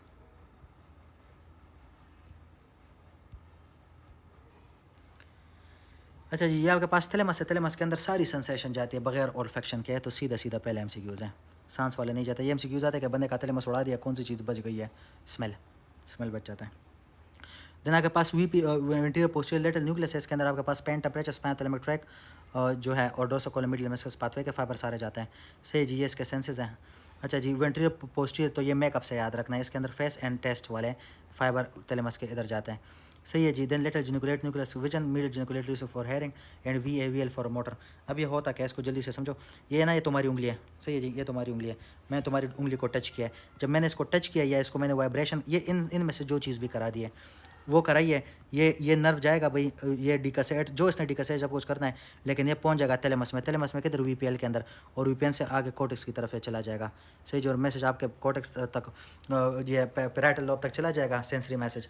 और पैराइटल लोब फिर आपके फ्रंटल लोब को स्टिमुलेट करेगा, फ्रंटल लोब की वजह से फिर आप मूवमेंट करोगे। अगर फॉर एग्जांपल आपने मुझे थप्पड़ मारे तो मेरे ये थप्पड़ की सेंसेशन जो है ना ये चली जाएगी मेरे पैराइटल लोब के अंदर, पैराइटल लोब जो है ना मेरे फ्रंटल लोब को ये मैसेज पकड़ा देगा, और मेरा फ्रंटल लोब आगे से कोटी को स्पाइनल ट्रैक को स्टिमुलेट करके मेरा हाथ उठाएगा और रख के मैं आपको एक मारूंगा, फिर जवाबी कार्रवाई, सही है जी। तो महसूस पैराइटल करता है, जवाबी कार्रवाई फ्रंटल कराता है। अच्छा जी, दिन आपके पास है patient develop cirrhosis after few year of the surgery keep in new viral, तो आपके पास हेपेटाइटिस C है, हेपेटाइटिस C बीटा। अच्छा जी, the patient has complain of headache, तो CSF जो है ना ट्रांससेलर फ्रूट की एग्जांपल है।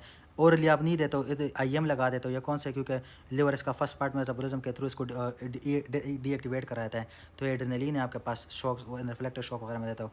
भाई आपकी टांग है, किसी की टांग है और उसमें नेक्रोसिस है, और वो जो है ना 50 साल नहीं, लेकिन चले कुछ अरसे के लिए जो है ना उसको उसमें नेक्रोसिस हो गई, चले वो डायबिटिक पेशेंट और उसकी टांग ख़राब हो गई है और वो नहीं काट रहा, सही है जी। उसने 10 महीने, 5 महीने, 2 महीने, 1 महीने इस दर्द के साथ अपनी ज़िंदगी गुजारी है, और वो दर्द बहुत ही सीवियर था।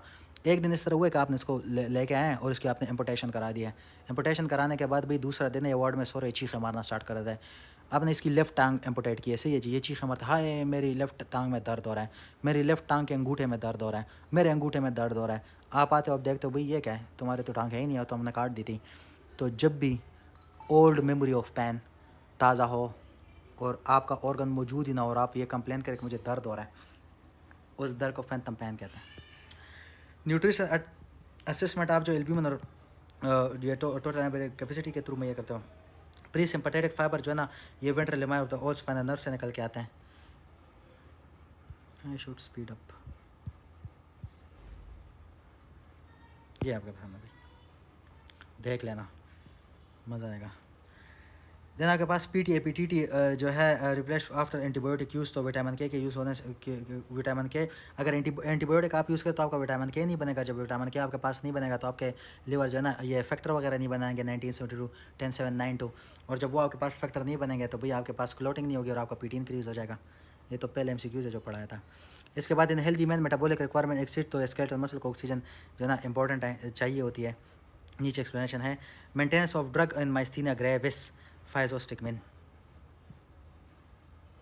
ये भैया आपके पास माइस्थीनिया ग्रेविस है, और ये Lambert Eaton syndrome. Myasthenia gravis के अंदर भैया एंटीबॉडी बन जाते हैं आपके एसिटाइलकोलिन रिसेप्टर के खिलाफ। लंबर ईटर में सिंड्रोम के अंदर एंटीबॉडी कैल्शियम चैनल को ईट कर देती है, कैल्शियम चैनल के खिलाफ बन जाता है। इसके अंदर भी आपके पास जो है ना मसल वीकनेस होती है, डिप्लोपिया होता है, प्रोक्सिमल मसल वीकनेस वगैरह होती है, सही है जी। और आप जब काम करते हैं तो ये मसल वीकनेस वर्स हो जाती है। लंबर ईटन सिंड्रोम के अंदर ये इंप्रूव होती है काम करने से। ये एसोसिएट करता है तामोम ऑप्थेल्मिक हाइपरप्लेजिया के साथ, और Lambert Eaton small cell carcinoma के साथ एसोसिएट करता है। इसके अंदर भाई अगर आप इसको पायरोडिस्ट्रिगमिन दे दें, सही है जी। तो ये ठीक हो जाता है, जिसको ये एंडोफोनियम देने से भी ठीक हो जाता है। सही जी। लेकिन इसकी ड्रग ऑफ चॉइस जो आपने ड्रग इसको देनी है। वैसे अगर आपने डायग्नोसिस करानी है तो मैं कल आपको बता चुका हूँ कि EMG पहले करानी है, एंटी एसिटाइलकोलिन एंटीबॉडी आपको मिलती है अगर वो ऑप्शन में है तो एंटी-मुश एंटीबॉडी। ये EMG जो है ना ये मोस्ट एक्यूरेट है और इसके अंदर थाइमो वगैरह होता है, इसके अंदर CT स्कैन आपने कराना होता है। एंडोफोनियम टेस्ट कराते हैं, जिसको टेंसलाइन टेस्ट भी कहते हैं। अगर आप एंडोफोनियम किसी को दे दो और इसकी वीकनेस इंप्रूव हो जाए, डायग्नोसिस बन जाती है कि इसको माइस्थीनिया ग्रेविस है। अच्छा, ये इसने ये लिखा है, अगर वो ऑप्शन में हो तो फाइजोस्टिगमिन को भी आप टेक कर सकते हैं। देन आपके पास in haematemesis vessel running in ligament not ligated which of the following. Haematemesis टू के अंदर खून आता है, तो ये आपके पास गैस्ट्रिक आर्टरी है ना, कल पढ़ाई थी। तो ये देख ले, मैं ड्रॉ करके आपको बताऊंगा। ये आपका लिवर है, सारे लिगामेंट बता रहा हूँ सुनो। और ये आपका स्टमक है, और ये स्प्लीन है, और ये पीछे से चुपके से ये पेंक्रियाज आ रहा है।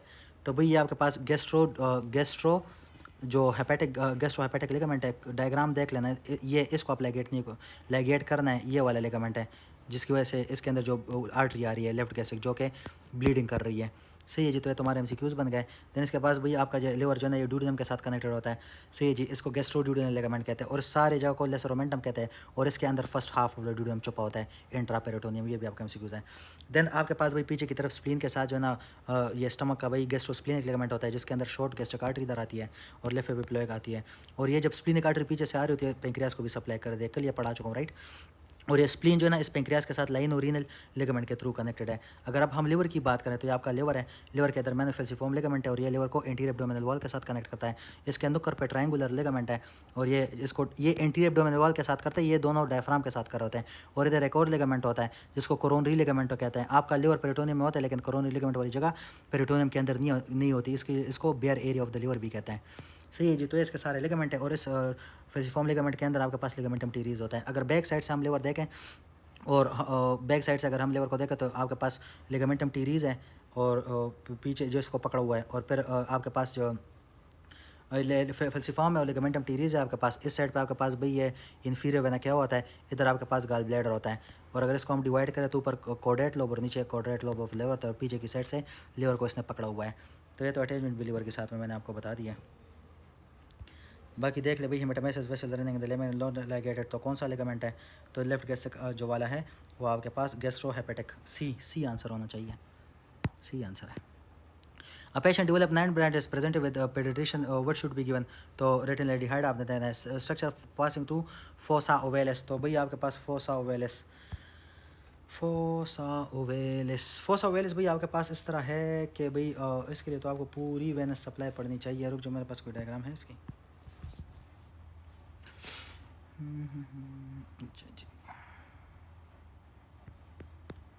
ये आप देख सकते हैं भाई आपके पास ग्रेटर सिफिनस वैन है, और ये ग्रेटर सिफिनस वैन आ रहा है, और ये इस जो आपके ट्रायंगल है, सही है जी, जो फिमोरल ट्रायंगल है उसके अंदर एक जगह है जिसको जो है ना फोसा ओवेलिस कहते हैं, या उसको ये जुगुलोस फिमोरल जंक्शन भी कहते हैं।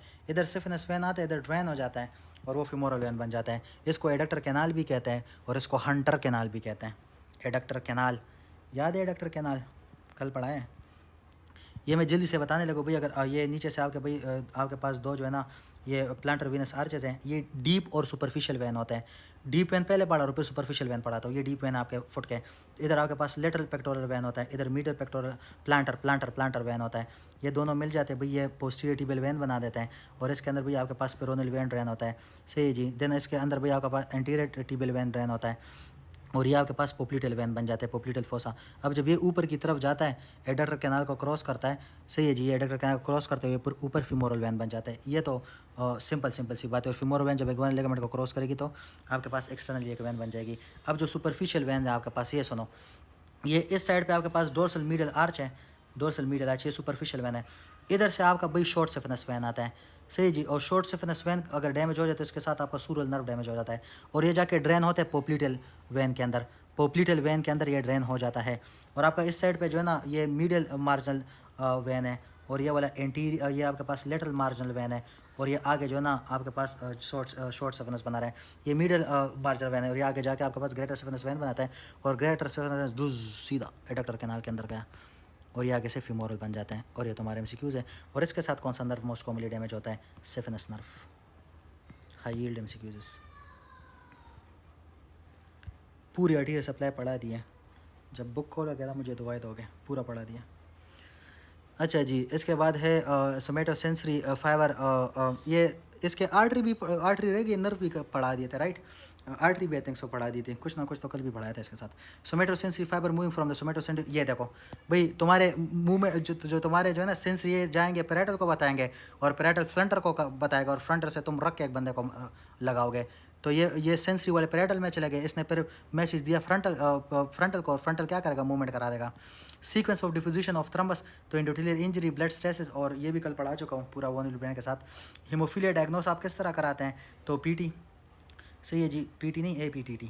Uncontrolled mitosis and atypical nuclei associated with neoplasia, cancer. ना करिए ना क्या पेटोमा की पिक्चर ही नहीं लगाई मैंने, नहीं लगाई। चलें, ये आपके पास भी पैराइटल लोब है, इस इधर मैसेज आएगा, इधर आपके पास प्राइमरी सेंसरी एरिया, और ये मोटर को कहेगा फ्रंटल वाले को क्या तप्पड़ लगाओ। देन न्यूप्लेजिया किसको कहते हैं भाई, कि बहुत सारी जो है ना अनकंट्रोल डिवीजन, पेथोमा की पिक्चर थी अब मिल नहीं रही, मैं क्या करूँ। Uncontrol mitosis and atypical nuclei associated with neoplasia, तो न्यूप्लेजिया के अंदर, कैंसर के अंदर भी आपको जो सेल को आप देखते हो आपको पता ही नहीं लगता कि ये कौन सा न्यूक्लियस है, ये कौन सा सेल एटिपिकल है, और mitosis division multiple rapid division कर रहा होता है, बड़ा हो रहा होता है, सही है जी। Which of the following is false rib, तो ट्रू रिप्स, ये इधर इसकी एक्सप्लेनेशन है। मल्टीपल माइलोमा के अंदर आपके पास भाई गेम याद रखना है, GAME गेम। देन आपके पास 40 ईयर ओल्ड है, प्रेजेंट हुआ है आपके पास रैश के साथ, अट्रेरिया जॉइंट पेन के साथ, सही जी, और आपको जो है ना RNP पॉजिटिव मिल जाते हैं, मिक्स कनेक्टिव टिश्यू डिसऑर्डर है।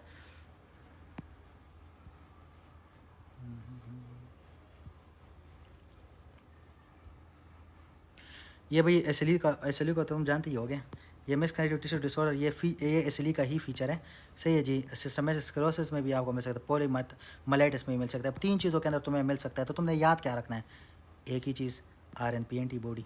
अगर RNP एंटीबॉडी पॉजिटिव होता है, मिक्स कनेक्टिव टिश्यू डिसऑर्डर है। कितना आसान है, ये देखें। देन आपके पास है भाई ये यूरिनम वगैरह के अंदर जो है ना आपके पास एटमोम वगैरह के अंदर जो है ना ये स्टोनियम 90 होता है, ये आपको जो है ना ओस्टियोसार्कोमा करा देता है, सही जी। देन इसके बाद आपके पास है